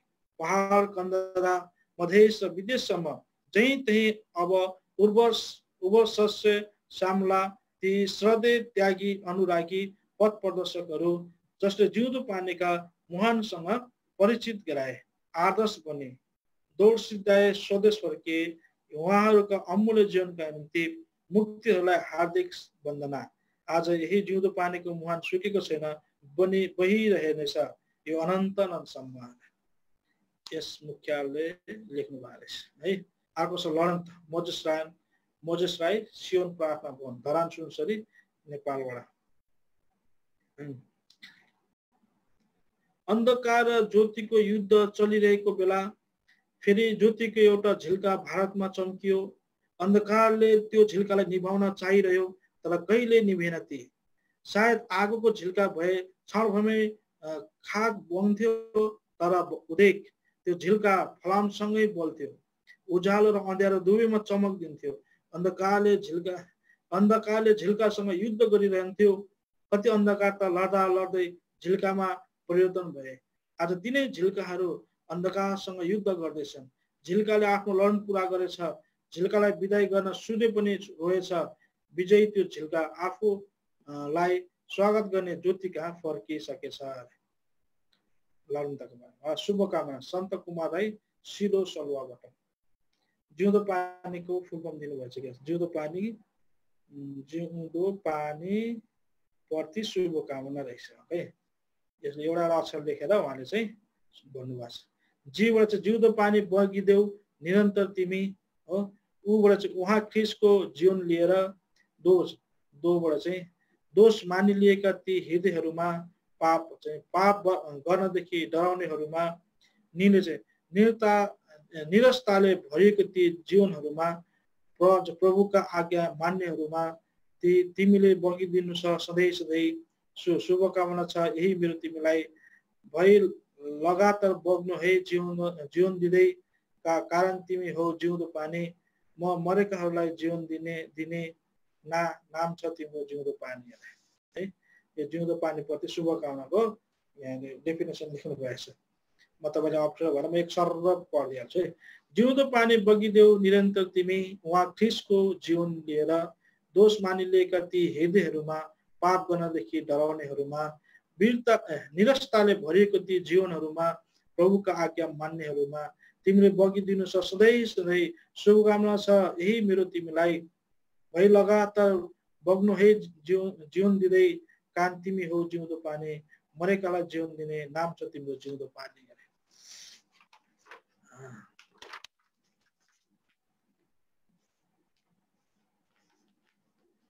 प्रतिवेदन छ यो। तपाईँ मेरा युवा अवस्थाका मार्गदर्शक हुनुहुन्छ। यिर्मया 3:4 पद। हे मेरो मन, यहोवाको कुनै पनि उपकारलाई नबिर्सी। वंशको 103:2 पद। युद्ध क्याम्पको सम्झना मात्र पनि अति मिठो लाग्छ। युद्ध क्याम्पको सम्झना मात्र पनि अति मिठो लाग्छ, तर त्यसको प्रभाव पनि धेरैले बोकेर हिँडेका कुराको निश्चयता हुँदा हामी झन् आनन्दले उद्बोध हुन्छौँ। उहाँको महिमा होस्। 27 तारिक राति युद्ध क्याम्पमा पाएको आशिष बाँड्नुहोस् भन्ने आह्वान हुँदा हाम्रा जवान छोराछोरीहरू एक अघि सरे।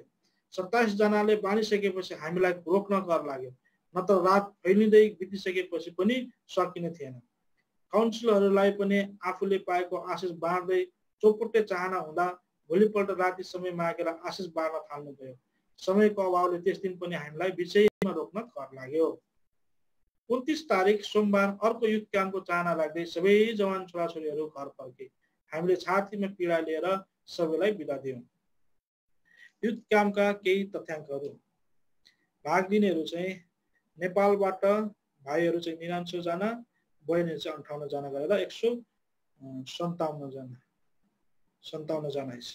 कालिम्पोङबाट भाइहरू 110 जना, बहिनीहरू 193 जना, टोटल 303 जना छ। भुटान, नागाल्यान्ड, डुवर्स, आसामबाट चाहिँ भाइहरू 45 जना, बहिनीहरू 36 जना गरेर 81 जना। दार्जिलिङ, खरसाङ, सिलिगुडीबाट भाइहरू 114 जना, बहिनीहरू 110 जना गरेर 224 जना। सिक्किमबाट भाइ 111 जना, बहिनीहरू 114 जना गरेर 225 जना, जम्मा 990 जना भएका छन्। काउन्सिलरहरू कालिम्पोङ सब डिभिजनबाट भाइहरू 19 जना, बहिनीहरू 15 जना गरेर 24 जना। बाहिरका भाइहरू गरेर 29 जना, बहिनीहरू 8 जना गरेर 37 जना, जम्मा 71 जना। पुनः समय सेवाका लागि छुट्टै क्लास लिनेहरूको संख्या नेपालबाट 9, सिक्किमबाट 10, दार्जिलिङ जिल्लाबाट 9, भुटानबाट 2, जम्मा 30 जना। यीमध्ये नेपालका 1 जना र माउन्ट पिसका दार्जिलिङका 2 जनाले सेवा गर्न थालिसकेका छन्। उद्धारका लागि मुख खोली प्रार्थना गर्नेहरूको संख्या 52 जना, डिसिजन कार भर्नेहरूको संख्या 190 जना, बक्तिस्म लिन चाहनेहरूको संख्या 25 जना। यो चाहिँ युथ कामको डिटेल्स रहेछ। हाम्रो चाहिँ अभाव के छ? काउन्सिलरहरूको ठुलो खाँचो छ। हरेक काउन्सिलरहरूको क्लासमा 8 भन्दा बेसी संख्या भए हरेकलाई उचित सल्लाह, सुझाव र सहयोग दिन सकिँदैन। बेसी भने दिन सकिँदैन। हरेकको मन जिती उचित आत्मिक सहयोग दिई हरेकका बलियोसँग उभिने तुल्याउनु नै युथ क्याम्पको मुख्य उद्देश्य हो। तर हाम्रा क्लासहरूमा यसपालि 16 जना भन्दा बढी थिए। अब हामीलाई 150 जति काउन्सिलर चाहिन्छ। हाम्रो अनुरोध, युथ क्याम्पबाट फर्किगएका यस हाम्रा छोराछोरीलाई बोझ राखी आत्मिक उन्नतिका लागि प्रशस्त सहयोग दिनुहोला। प्रत्येक बहिनी मण्डलीलाई हाम्रो अनुरोध छ। यी मण्डलीका महिमा हुन्। यस्ता युथ क्याम्पलाई बिल्कुलै सफल तुल्याउनलाई हामीले आफ्नो मण्डलीमा प्रशस्त काउन्सिलरहरू तयार पार्नु परेकै छ। यसैले अब तयार पार्न थालौँ। सबै बहिनी मण्डलीहरूले काउन्सिलर हुनका निम्ति आफ्ना मण्डलीका योग्य व्यक्तिलाई सुरुदेखि अन्त्यसम्म बस्ने गरी पठाइदिनु होला। अन्तमा यस सुन्दर युथ क्याम्पका लागि छोराछोरीहरू पठाई, काउन्सिलरहरू पठाई, साथै विभिन्न प्रकारको सहयोग दिई यस युथ क्याम्पलाई सफल तुल्याइदिनु भएको खण्डमा हामी एलसेदाईमा भएको मण्डलीले सम्पूर्ण बहिनी मण्डलीहरूलाई हार्दिक धन्यवाद चढाउँछौँ। सम्पूर्ण युथ क्याम्पभरि काउन्सिलरको रूपमा खटिदिनुहुने हरेक प्रिय भाइ बहिनीलाई, साथै kitchen, watch and ward, reception, registration, accommodation, पानी आदि भागमा मेहनत गरिदिनुहुने प्रभुका छोरीहरूलाई हार्दिक धन्यवाद चढाउँछौँ। सम्पूर्ण आशिषका दाता हाम्रा प्यारा प्रभु येशूको नामको धन्यवाद र बढाइ होस्। युथ क्याम्पमा भएको सेवाको लागि यहाँ धन्यवाद चढाएको छ है।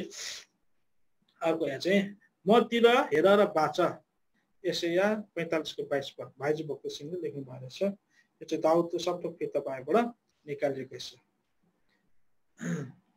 हिमालय पर्वतमालामा अवस्थित एभरेस्ट पर्वत चाहिँ सर्वोच्च पर्वत हो।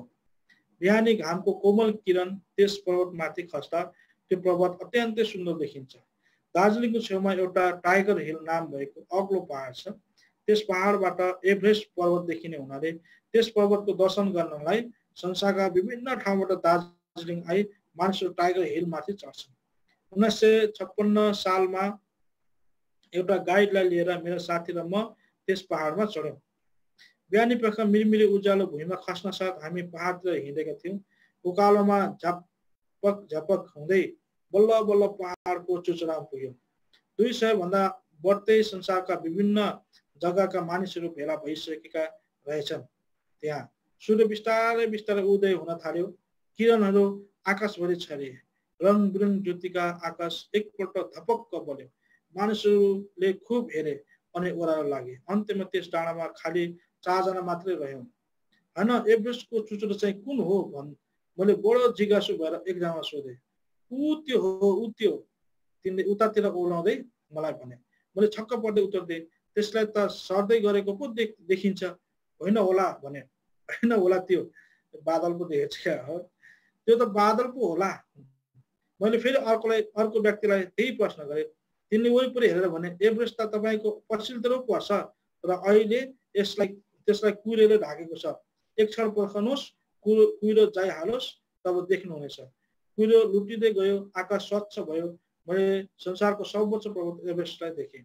आहा, अद्भुत दृश्य थियो त्यो। तर 200 भन्दा बढ्ता मानिसहरूले एभरेस्टलाई होइन तर टाढोमा भएका छली बादललाई मात्र देखेका थिए। तथापि साँच्चै एभरेस्ट नै देख्यौँ भने सम्झे। माउन्ट एभरेस्ट देख्यौँ, त्यो माउन्ट एभरेस्ट भन्दै घर फर्के। हाम्रो आत्मिक दशा पनि यस्तै छ। प्रभुलाई देखेका छौँ भने हामी सम्झन्छौँ र वास्तवमा देखेकै हुँदैन। यसै कारण हामी पनि एकचोटि आफूलाई जाँचेर हेरौँ, कतै छली बादलप्रति नै सन्तुष्ट भएर पो बसिरहेका छौँ कि। एउटा राम्रो उदाहरण दिनुभएको छ है यसको बारेमा। मेरो एक युवा शिविरको यहाँ आएछ। युवा शिविर 23-28-1-2001 साल काठमाडौँ। मेरो सेला है। यो सङ्गतिमा त म पनि गएको थिएँ क्या है, पहल सुधाकर। यहाँ यसरी पहल सुधारको पाराले जिउँदो पानी दिनुभएको वचनलाई चाहिँ यहाँ प्रतिबिम्ब बनाएका छ है। हाम्रो जवानी जीवनको सबैभन्दा सुयोग्य, असल र प्रेमी हाम्रो प्रभु येशू ख्रीष्टलाई आदर र महिमा होस्। हामीले यसपालिको यो शिविर पनि प्रशस्त गरी आशिषित भएको कुरा मात्रै सुनेनौँ, र त्यस आत्मिक सङ्गतिको प्रतिफलहरू घर परिवार र मण्डलीहरूमा प्रत्यक्ष देख्न पायौँ। 28-1-2009 एलसदाई कालिम्पोङमा आयोजित यस युवा शिविरमा मुख्य वक्ताको रूपमा प्रभुका दास पावल सुधाकर, वर्तमान उहाँ थिरुभान्तुरपुरम केरला प्रभुका सेवामा कार्यरत हुनुहुन्छ, उपस्थित हुनुहुन्थ्यो।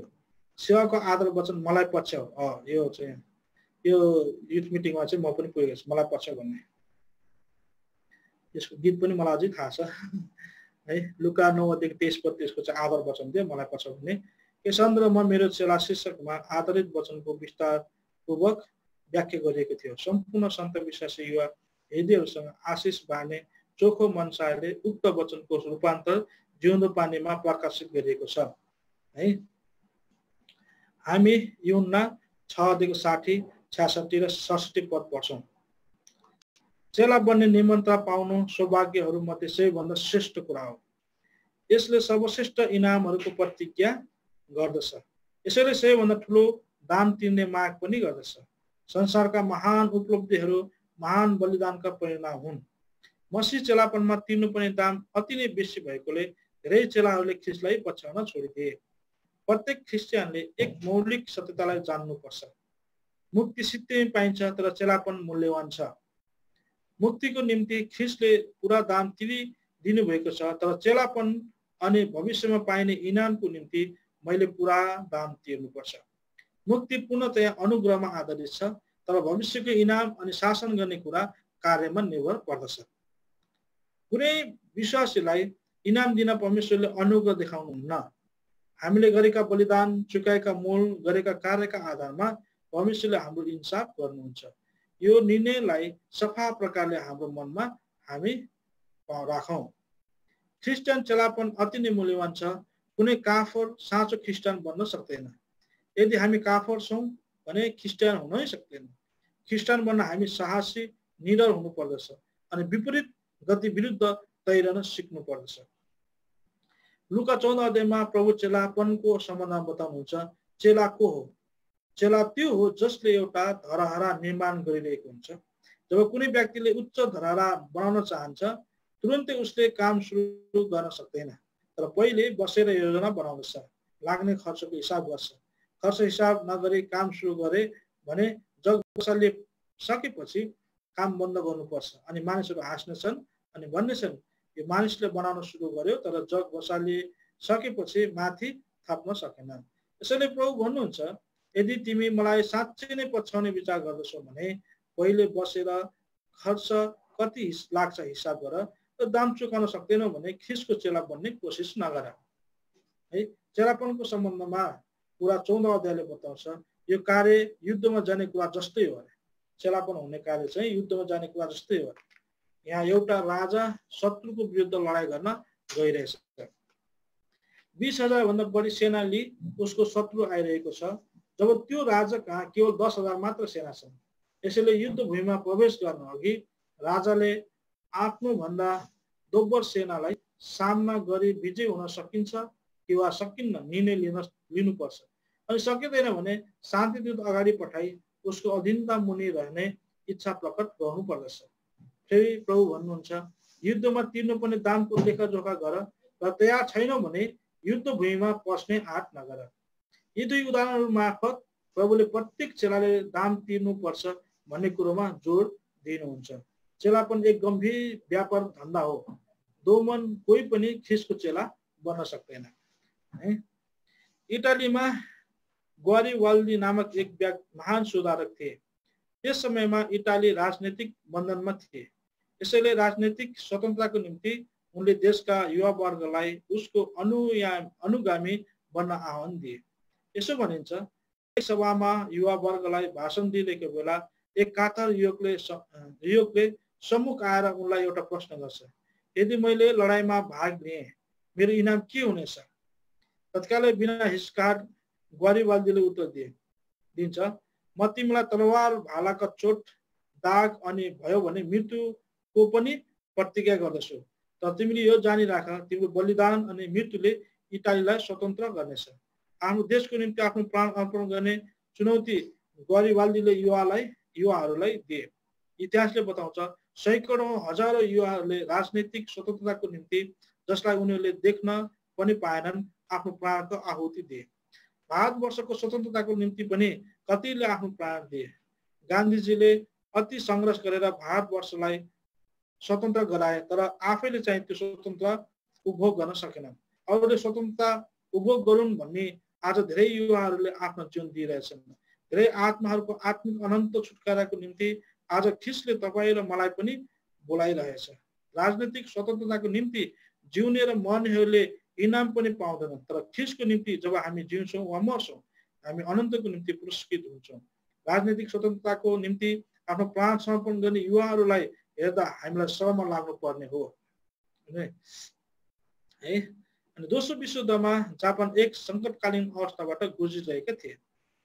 यस्तो विकट परिस्थिति आयो जब उनीहरूले थाहा पाए कि जापान देश बमद्वारा ध्वस्त पारिनेछ। शत्रुले ल्याइरहेको हतियारको सामु जापानका सेनाले बराबरी गर्न नसक्ने भए। त्यस युद्ध समयको जेनरलले एक सभा बोलाइ अपिल गरे, हामी शत्रुको सामना गर्ने योग्यका छैनौँ, तर देशलाई सुरक्षा दिन एउटा काम गर्न सक्छौँ। हामी आत्मघात गर्ने टोली बनाउनेछौँ जहाँ तत्कालै मर्नका निम्ति सबै इच्छुक हुन्छन्। यो सेनालाई कामिकाजे भनी नामाकरण गरियो। कामिकाजेको अर्थ हुन्छ दैविक बतासद्वारा चल्ने हवाई चालक। यिनीहरूका काम चाहिँ आफ्ना हवाई जहाजमा बम बाँधेर आफै हवा जहाज चलाइ शत्रुहरूले कुन जग्गा जहाँबाट हतियार पठाइरहेको छ त्यो जग्गालाई आक्रमण गर्नुपर्ने हुन्थ्यो। बमसहित ती जग्गाहरूमा झर्नु पर्दा उनीहरूका प्राण शरीर पनि ध्वस्त हुन्थ्यो। भनिन्छ जापानलाई स्वतन्त्र गराउन धेरै जवानहरू अघि बढेर आए अनि हामी मर्न इच्छुक छौँ भने यस आत्मघात गर्ने टोलीमा भर्ना भए। जापानका प्रधानमन्त्रीले ती कसैका निम्ति केही गरिदिएका थिएनन्, न त जापानले नै यी जवानहरूका निम्ति केही गरिदिए तापनि उनीहरू आफ्नो देशका निम्ति मर्न तयार भए। थिस तपाईँको निम्ति मर्नुभयो, उहाँले बोलाउनु हुँदैछ अनि तपाईँ हिचकिचाइरहनु भएको छ। तपाईँको निम्ति त्यो कठोर क्रुसमा प्राण बलिदान गरेर उहाँलाई नै पछ्याउनको निम्ति तपाईँलाई बोलाइरहेछ। धेरैजनाले दाम तिर्न नसक्दा पछि फर्केर गए। भारतवर्षमा, इटालीमा, जापानमा धेरै युवाले थोरै क्षणको राजनीतिक गर्वको निम्ति आफ्नो प्राण बलिदान गरिदिए। आज परमेश्वरले तपाईँलाई बोलाइरहनु भएको छ। उहाँ सोध्नुहुन्छ, मैले आफ्नो पुत्रलाई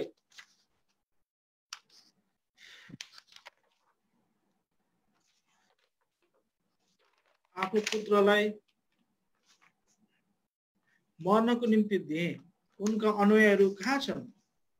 1900 शताब्दीमा रेड इन्डियन माझ एक मनदान गोत्र थिए। यिनीहरू माटोले बनाएको झोपडीमा बस्ने गर्थे। केवल त्यस गोत्रमा जन्म लिएर मात्र त्यस गोत्रका सदस्य बनिन सकिँदैन थियो।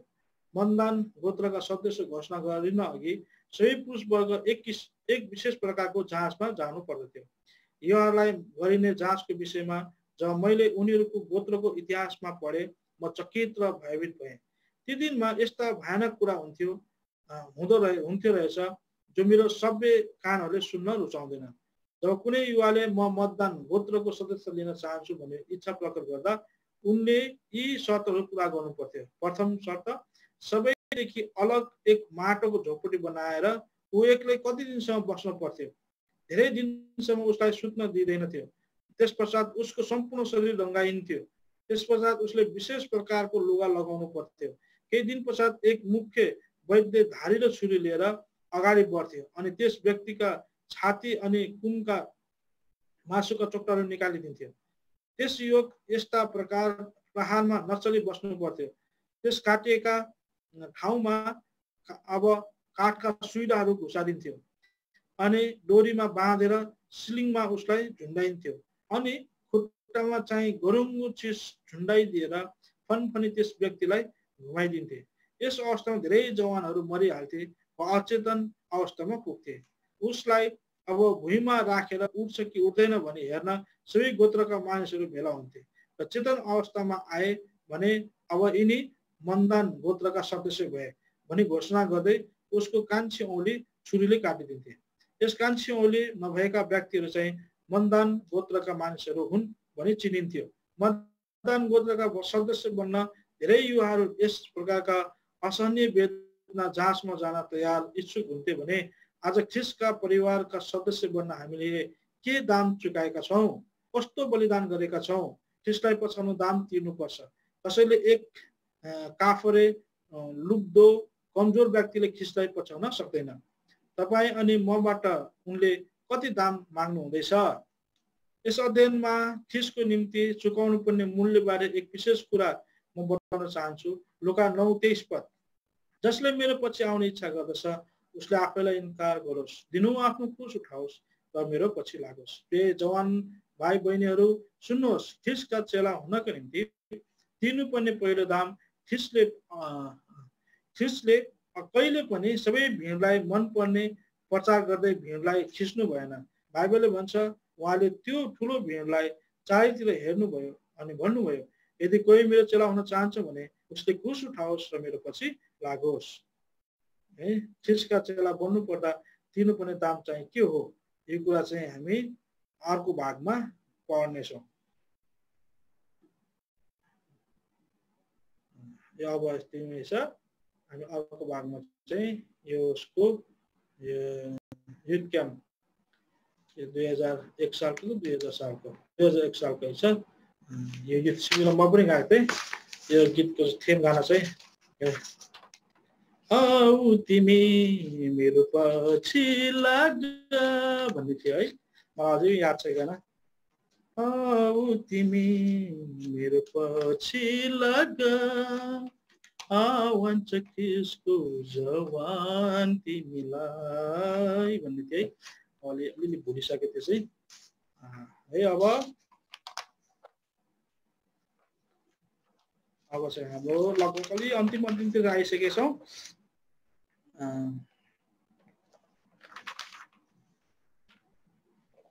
जिउँदो पानीको मुहान एउटा मात्रै पाठ छ, यसलाई पढेर हामी सक्छौँ आज है। प्रभु येशू जिउँदो पानीको मुहान हुनुहुन्छ है। Decay Rai Mount Horeb Namchi, यो डिके दाजु जो माउन्ट होरेब नाम्चीमा हुनुहुन्छ, हामीसँग भरै आउनुहुन्छ उहाँ चाहिँ। अनि उहाँले लेख्नु भएको यसो प्रथम अङ्कको पहिला भाग हामीले पढेका थियौँ, प्रभु येशू जिउँदो पानीको मुहान भनेर। त्यसको चाहिँ बाँकी भाग है। गियोन दोस्रो शाखा नदी, अदनको बगैँचाबाट निस्केको दोस्रो शाखा नदी गियोन हो। यसको अर्थ एक्कासी निस्किनु हो। यरुशलेम छेउ भएको एउटा सानो नदीको नाउँ पनि गियोन थियो। एक राजा 1:32-40 उल्लेख गरे अनुसार त्यहाँ साधक पुजारीले सुलेमानलाई अभिषेक गरेका थिए। जब सुलेमानको राज्याभिषेक भयो तब सबै मानिसहरूले लावा लस्करको साथमा धुमधामसित बाँसुरी बजाउँदै तिनलाई महलमा ल्याए। त्यो हल्ला सुनेर अदोनियाका अतिथिहरू डरले जरा जुरुक्कै उठेर तितर बितर भए। अदोनिया आफै पनि डराएर जुरुक्क उठे। यहाँ हामी सुलेमानको अभिषेक हुँदा उनका प्रतिद्वन्दी अदोनिया डराएको एवं परास्त भएको देख्छौँ।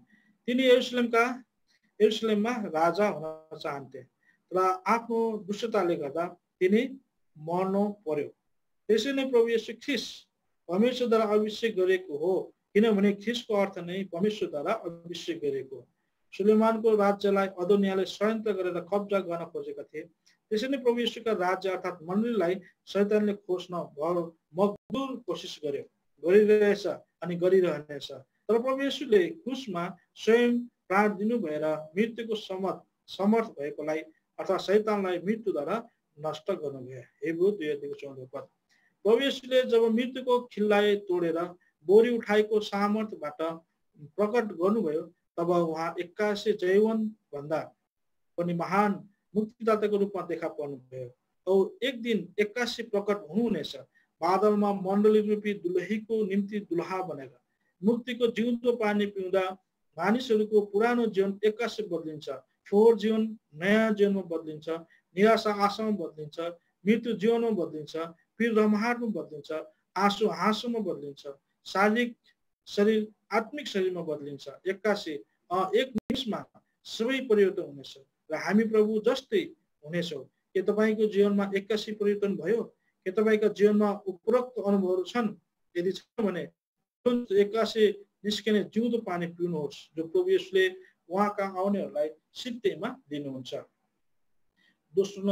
तेस्रो नदी चाहिँ हिदकेल, तेस्रो शाखा नदी। अदनको बगैँचाबाट हाँगिएर निस्किने तेस्रो नदी हिदकेल हो, जो चाहिँ हिब्रू भाषामा टाइग्रिस नदीको नाम हो। यो नदी मेसोपोटेमियाको वर्तमान इराक देशमा छ। दुई ठुला नदीहरू मध्ये एक हो। यो नदी आर्मेनसको टाउरस पर्वतहरूबाट निस्केर 1950 माइल टाइग्रिस परात बेसीमा भएर बहँदै फारसको खाडीमा झर्छ। दानियलले यसै महान नदीको किनारमा उभिएर ती दर्शनहरू पाए जो उनले दानियल 10 अध्यायदेखि उसो वर्णन गरेका छन्। हिदकेलको अर्थ तीखो स्वर हो है। प्राय दुःख र पीडाको बेला तीखो स्वर निस्किने हुनाले यसको अर्थ दुःख पनि हुन जान्छ। हिदकेल अर्थात् टाइग्रिस नदी असुरको पूर्वतिर बहन्थ्यो भन्ने तथ्यले पूर्व देशतर्फ प्रभु येशूको सुसमाचार फैलिनेछ भन्ने भविष्यवाणीलाई संकेत गर्दछ। आज अनन्त जीवनको नदी पूर्वका देशहरूतर्फ अर्थात् एसियाका विभिन्न देशहरू चीन, भारत, जापान, कोरियामा, इजरायल देशबाट बहँदै आयो। विशेष गरी प्रभुका दास भक्त सिंहका माध्यमद्वारा औ पछि प्रभुका अन्य भक्तजनका जीवनका माध्यमद्वारा यो आत्मिक नदी 19औं शताब्दीको चौथो दशकतिर दक्षिण भारतदेखि सुरु भएर कालिम्पोङ, दार्जिलिङ, सिक्किम, भुटान, नेपाल र उत्तर पूर्वी राज्यहरूमा बहिरहेछ। प्राकृतिक नदीहरू उँभोदेखि उँधो बग्दछन्, तर आत्मिक नदीहरू उँधोबाट उँभो पनि बग्न सक्छ। किनकि यी नदीहरू प्रभु येशूको जीवन रक्त खनेर बनेका हुन्। यो जीवन रक्त खनाउनु पर्दा प्रभु येशूले अवर्णनीय पीडा सहनुभयो। यही कलवरी क्रुसमा झुन्डिएको अवस्थामा प्रभु येशूले भन्नुभएको 7वटा वाक्यांशमा सबभन्दा पहिलो वाक्यांश इलाइ इलाइ लामा सबक्तानी, हे मेरा परमेश्वर तपाईँले मलाई किन त्याग्नुभयो। सबैभन्दा दुःखपूर्ण वाक्य थियो जो अति पीडा र वेदनाको कारणले निस्किएको थियो। यसै कारण यो वाक्य 3 ठाउँ दोहोरिएको छ। मत्ती 27:46 पदमा, मर्कुस 15:34 भन्सँग 22:1 रहल 6वटा वाक्यहरू एकपल्ट मात्र उल्लेख गरिएका छ लुका र यूहन्नाको सुसमाचारहरूमा। दुःख नै सुखको जननी हो, कलवरी नै जिउँदो पानीको मुहान हो। प्रभु येशूलाई पाएपछि विश्वासीहरू पनि दुःख कष्ट सहँदै अर्थात् हिजकियलको अनुभवमा गएर मात्र स्वर्गमा प्रवेश गर्न सक्नेछन्। प्रेरित 14:22 पद। प्रथम शताब्दीमा सुरु भएको मसीहहरूप्रतिको सतावटदेखि आजसम्म हजारौं हजार सन्तगणहरूको रगत भयो मण्डली रूपी जीवनको नदीलाई निरन्तर प्रभावित गराइरहनको निम्ति। दुःख कष्ट वेदना समस्या र कमी घटीले हामीलाई अझ कलवरीको नजिक पुर्याउँछ। दुःखको सम्झनाले मात्र होइन सहभागी बनाउँछ औ प्रभुलाई अझ प्रष्ट देख्ने बनाउँछ। दाउदले पनि उनको जीवनमा आइपरेका दुःखलाई स्वीकार्दै भजन सङ्ग्रह 179 देखि 71 मा यसो भन्नुहुन्छ, तपाईका नियमहरू सिकेकोमा मैले दुःख पाएको मलाई असलै भएको छ। है के दुःख भोग्नु परे तापनि हाम्रो जीवनबाट जीवनको पानी बगिरहेको छ, कतै अवरुद्ध भएको छ भने हिजकियलको साँचो अर्थ हाम्रो जीवनमा चरितार्थ भएको छैन। यस्तो अवस्थामा हामीले कलवरीतिर आँखा उचाल्नु पर्छ जहाँ हाम्रो प्रभु दुःखको प्रकाष्ठमा पुग्नु भएको थियो जिउँदो पानी बन्नलाई। चौथो नदी युफ्रेटिस, जो चौथो शाखा नदी है। अदनबाट निस्किएको चौथो नदी यो युफ्रेटिस हो, जसलाई पुरानो नियममा घरिघरि ठुलो नदी भनेर उल्लेख गरिएको छ। यो पश्चिम एसियाको सबैभन्दा ठुलो नदी हो। अर्मेनियन पर्वतहरूका 2वटा स्रोतहरूबाट निस्किएका 2 नदीहरू क्रमशः 400 र 200 माइल भएर एक ठाउँ मिल्दछ। दुभानबाट यो नदी टाउरस पहाडहरू हुँदै दक्षिण पश्चिम भूमध्य सागरतर्फ बहन्छ र लेबाननको उत्तरी पर्वत श्रृङ्खलाले यसलाई रोकेको हुनाले त्यो भूमध्य सागर नपुगी दक्षिण पूर्वतिर मोडिएर 1000 किलोमिटर अहिलेका इराक देशमा भएर फारसको खाडीमा झर्दछ। यो नदीको पुरा लम्बाइ 1780 माइल छ। युफ्रेटिसको अर्थ हो फुटी निस्किनु। यो नदीलाई लेबाननका उत्तरी पर्वत श्रृङ्खलाले रोके तापनि पर्वतहरूका बीच बाटो बनाउँदै समुद्रमा पुग्दछ। यसरी नै आज मण्डली निर्माणका क्रममा अनन्त जीवनको नदी बहँदै जाँदा समस्या र बाधाहरू पर्वत श्रृङ्खला झैँ उभिदिन्छ। जीवन प्रवाह थुने झैँ प्रतीत हुन्छ। समाउन नसकिने गरी उपायहरू उपियाँ झैँ उफ्रिन्छ। समाधानहरूले पनि समाधि बसे जस्तो लाग्छ। तर युफ्रेटिसले अवरोधहरूलाई तोडेर फुटी निस्केको जस्तो हामी पनि निस्किनु पर्छ, किनभने हाम्रो अवरोधहरू उनै प्रभुले तोडिदिनुहुन्छ, जसले राजसलाई बाहिर आउन नदिने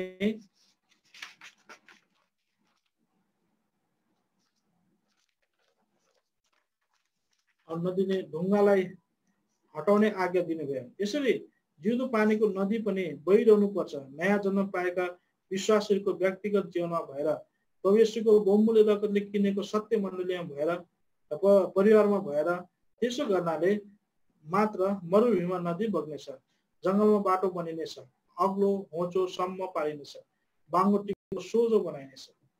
युफ्रेटिसको अर्थ मलिलो हो।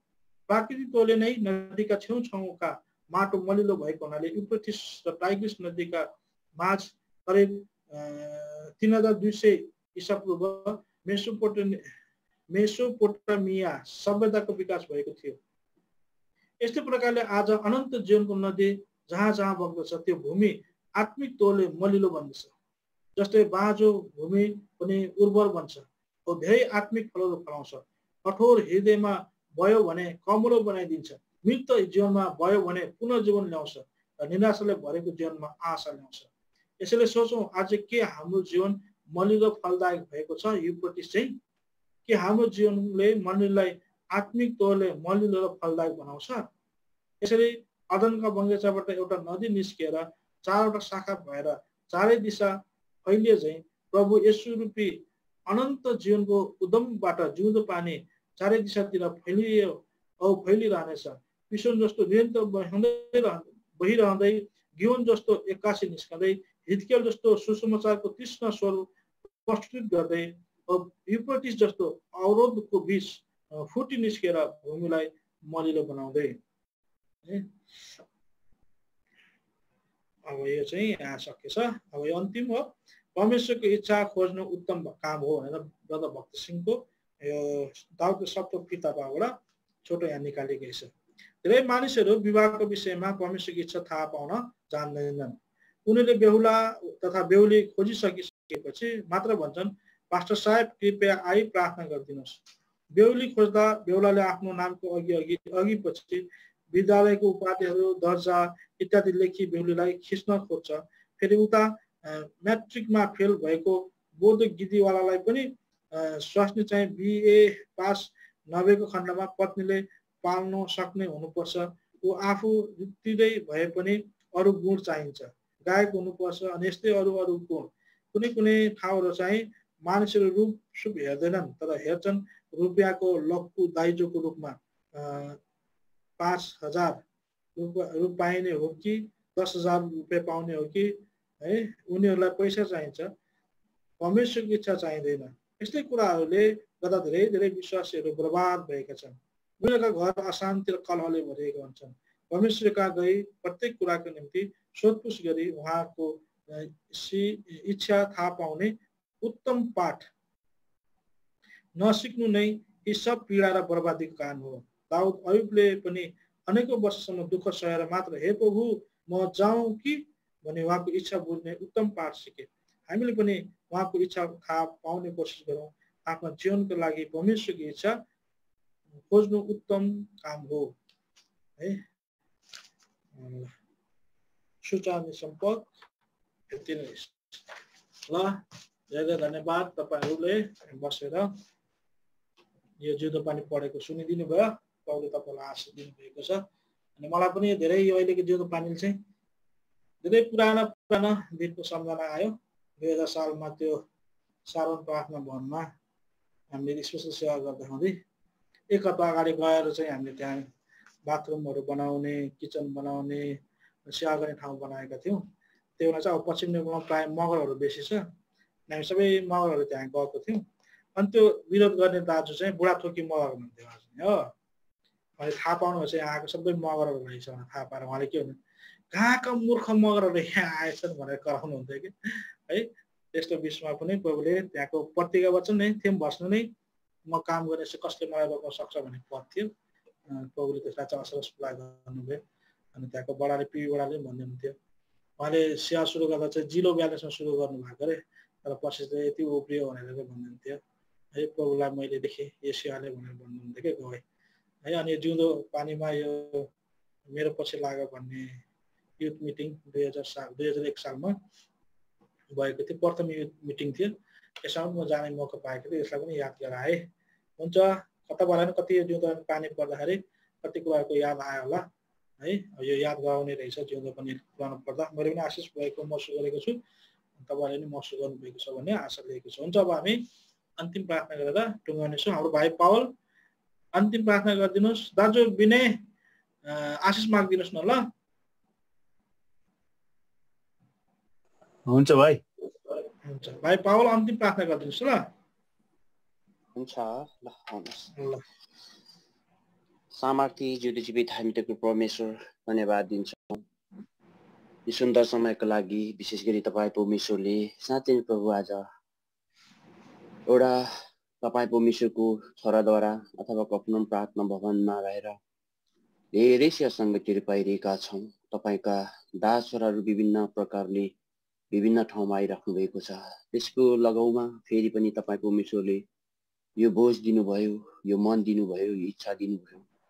तपाईँको दास छोरा हाम्रा साँच्चै नै प्रिय दाजु डोलबाट जुन कुराहरू विगतका कुराहरूमा लेखिएका ती साँच्चै नै यथार्थ र वास्तविक घटनाक्रमहरूलाई जसरी तपाईँका साँच्चै नै प्रभु आज प्रिय छोराहरूले, हाम्रो अग्रजहरूले, हाम्रो आदरणीयहरूले, हाम्रो विश्वासको जगहरूले, हाम्रो साँच्चै नै प्रभु आज एउटा जिम्मेवारीहरूले हाम्रा ती साँच्चै नै प्रभु निम्ति दिएका अथवा बसालिएको जगहरूमा हामी आज यसरी सेवाकै गर्न पाएका छौँ। त्यो विषयमा विगतका 2 दिन अगाडिदेखि नै तपाईँ परमेश्वरले यसरी यो जिउँदो पानी वाचनमा अथवा लेख पढाइमा आफ्नो छोरालाई प्रेरित गराइकन सञ्चालनमा ल्याउनुभयो, सञ्चालित गरिकन म लगायत तपाईँका जतिजना छोराछोरीहरू उपस्थित भइकन यी लेखहरूलाई यो साँच्चै नै प्रभु आज घटेको घटनाक्रमहरूलाई कति दुःख मेहनत गरेर कति सङ्घर्ष गरेर साँच्चै गरेको सेवाहरूलाई आज यसरी प्रस्ताउँदा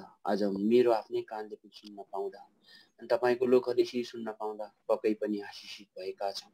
र तपाईँ परमेश्वरले यो मन, यो विचार, यो सोच आफ्नो छोरालाई दिनुभयो अनि आफ्ना साँच्चै नै प्रभु जतिजना तपाईँको छोराहरू हाम्रा आदरणीय दाजुहरू अङ्कलहरूको सरसल्लाहमा संयुक्तमा यो विचारमा अनि सल्लाहमा एकतामा भएर यी साँच्चै नै प्रभु सेवाकै यो जिउँदो पानी वाचनको लागि तपाईँ परमेश्वरले सल्लाह गर्नमा सहायता गर्नुभयो अनि आफ्नो छोरालाई तपाईँ परमेश्वरले यसरी प्रेरित गराइकन आजको पाठबाट आजको भागबाट जति कुरा बताउनुभयो, बोल्नुभयो अथवा पढ्नुभयो, साँच्चै प्रभु तपाईँ परमेश्वरलाई धन्यवाद दिन्छौँ।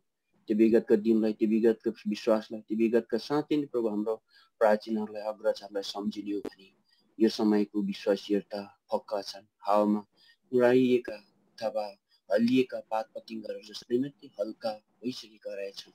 त्यसर्थ प्रभु आज यी शब्दहरू, यी भनाइहरू, यी लेखहरू, यी घटेको घटनाक्रमहरूलाई तपाईँ परमेश्वरमा साँच्चै नै प्रभु आज यसरी सुन्न पाउँदा म आफै पनि आवक बन्छु, मेरो हृदयहरू जोडिन्छ। त्यसर्थ प्रभु तपाईँ परमेश्वर जति मेरो समझले मैले पनि सुन्न सकेँ, जति मेरो यो दिमागहरूले मेरो हृदयहरूमा यी साँच्चै तपाईँ परमेश्वरबाट लेखिएको लेखहरू आज सुन्न सकेँ। तपाईँ परमेश्वरले आशिषको भाग्य तुलाउनु भएको छ, धन्यवाद दिन्छौँ। जो जतिजना यो समयमा शरीर भइरहनु भएको छ, आफ्नो प्रार्थना भवनमा आबद्ध रहेका आफ्नो लोकहरू लगायत हाम्रो बिन्नी दाजु उहाँबाट इन्डियाबाट हुनुहुन्छ, उहाँलाई पनि तपाईँ परमेश्वरले साँच्चै नै प्रभु सहायता गर्नुभयो। उहाँहरूकै साँच्चै नै प्रभु आज दुःख परिश्रम मेहनतमा साँच्चै नै यो कुराहरू हुन पुगेको छ, जहाँ साँच्चै नै प्रभु आज हामीले पनि योबाट आशिषको भागी बन्न पुगेका छौँ। पहिलो कोरिन्थी 15:58 अनुसार साँच्चै जसले परिश्रम गरे पनि त्यसको मेहनत खेर जाने छैन, अवश्य पनि तपाईँ परमेश्वरले यसको इनाम आशिषहरू दिनुहुनेछ। त्यसैले प्रभु तपाईँको दास र डोल्दाईलाई पनि यो साँच्चै नै कुनै पनि एउटा प्रचार गर्न, कुनै पनि एउटा शरीरमा देखाउन होइन, तर पनि यो लुकेका कुराहरू, हराएको कुराहरू, बिर्सेको कुराहरू मनन गराउनलाई फेरि पनि साँच्चै प्रभु जिउँदो पानी एउटा शब्द मात्रै होइन, तर जिउँदो पानी तपाईँ परमेश्वरको वचन, तपाईँ परमेश्वर हुनुहुन्छ, तपाईँ जीवित परमेश्वर अनि साँच्चै नै पानी तपाईँ परमेश्वरको वचन हो, जुन कुरा साँच्चै तपाईँको लोकहरू कहाँ पुर्याउने हेतुले यी सेवाकै गरिरहनु भएको छ। आगामी दिनसम्म पनि तपाईँ परमेश्वरको छोरालाई यो समय दिनुहोस् र हामी जतिजनाले साँच्चै प्रभु उहाँलाई पापमा सहित बोधसहित साँच्चै नै उहाँको एउटा इच्छालाई साँच्चै तपाईँ परमेश्वरको इच्छामा योजनामा रहेको होस् र उहाँको हरेक कदममा र आगामी दिनमा पनि यसरी सेवा सङ्गतिमा अथवा यो साँच्चै प्रभु आज सङ्गतिमा यो सेवामा तपाईँ परमेश्वरले आफ्नो छोरालाई अझै पनि बल तागत शक्ति दिनुहोस् र आगामी दिनमा पनि साँच्चै तपाईँ परमेश्वरको छोराले यसरी नै सेवाकाहरू चलाउन सकोस् र जतिजना अझै पनि आउनुपर्ने थियो, आइकन सेवाको भागीदार बन्नुपर्ने थियो, तर कति कुराहरू आज हल्का ठानेको कारणले कति गहिरो कुराहरू, कति रहस्य कुराहरू आज सुन्नलाई साँच्चै नै प्रभु आज सकेन। त्यसर्थ प्रभु आगामी दिनमा आफ्नो छोराछोरीहरूले यी सेवाकैमा भागीदार भइकन तपाईँ परमेश्वरको आशिष पाउन सकेको प्रार्थना गर्दछु। अब जति नै जसले फेरि यो जिउँदो पानीको संरक्षण गर्नुभएको छ, जतिजनाले मेहनत परिश्रम गरिनु भएको छ, अझै असल तरिकाले, राम्रो तरिकाले, सहज तरिकाले विभिन्न ठाउँमा रहेका आफ्नो जनहरूलाई उहाँहरूले यसरी नेटको माध्यमबाट अथवा इन्टरनेटको माध्यमबाट आफ्नो आफ्नै मोबाइलमा पनि साँच्चै नै पुर्याउने जमर्को गर्नुभएको छ, जुन कुरा हाम्रो निम्ति, मेरो खातिर आज यसरी जिउँदो पानी हरेक व्यक्ति कहाँ पुर्याउने जमर्को गर्नुभएको छ। उहाँहरू सम्पूर्णलाई साँच्चै नै सहायता गर्नु, तपाईँ परमेश्वरले घटेका मेला पुरा गर्ने काम गर्नुहोस्। उहाँहरूको इच्छा योजनालाई तपाईँ परमेश्वरले सहायता गरिकन आशिषको भागीदार तुलाउनुहोस्, जहाँ उहाँहरूको आशिष हामीमा पनि पोखिएर आएको प्रार्थना गर्दछौँ। अब जतिजना यो सेवाकैमा समय शरीर भइकन सुन्न सके सबैलाई आशिषको भागीदार तुलाउनुहोस्। अब सबै कुरा तपाईँको हातमा राख्दै आजको यो सुनाइमा साँच्चै नै प्रभु आशिष बन्न सकेको होस् भन्दै छोटो बिन्तीबाट धन्यवाद उद्धार गर्दै सुनिसको नाममा राख्छौँ। स्वर्गीय बाबा सुनिसको होस्। आमेन। अब हामीलाई सधैँभरि सिस्न सक्नुहुने, सान्त्वना र शुद्धता दिइरहन सक्नुहुने हाम्रो एकमात्र जिउँदो पानी परमेश्वर पिताको प्रेम, प्रभु येशू मसीहको अनुग्रह अनि पवित्र आत्माको संगति हामीसँग अनि हामीदेखि लिएर खुन खरिदा लोगहरू जो टाढा नजिकमा छन्, दुःखमा, परिस्थिति समस्यामा छन्, घटी कमीहरूमा छन्, जो बिमारमा परिस्थितिहरूले लडेकाहरू छन्, प्रत्येकको साथमा जतिले दुःख उठाइरहेका तपाईँको सेवाको लगौमा यहाँहरूको साथमा पनि आजदेखि उसो सदा सर्वदा एक समान भइरहेका हुन्।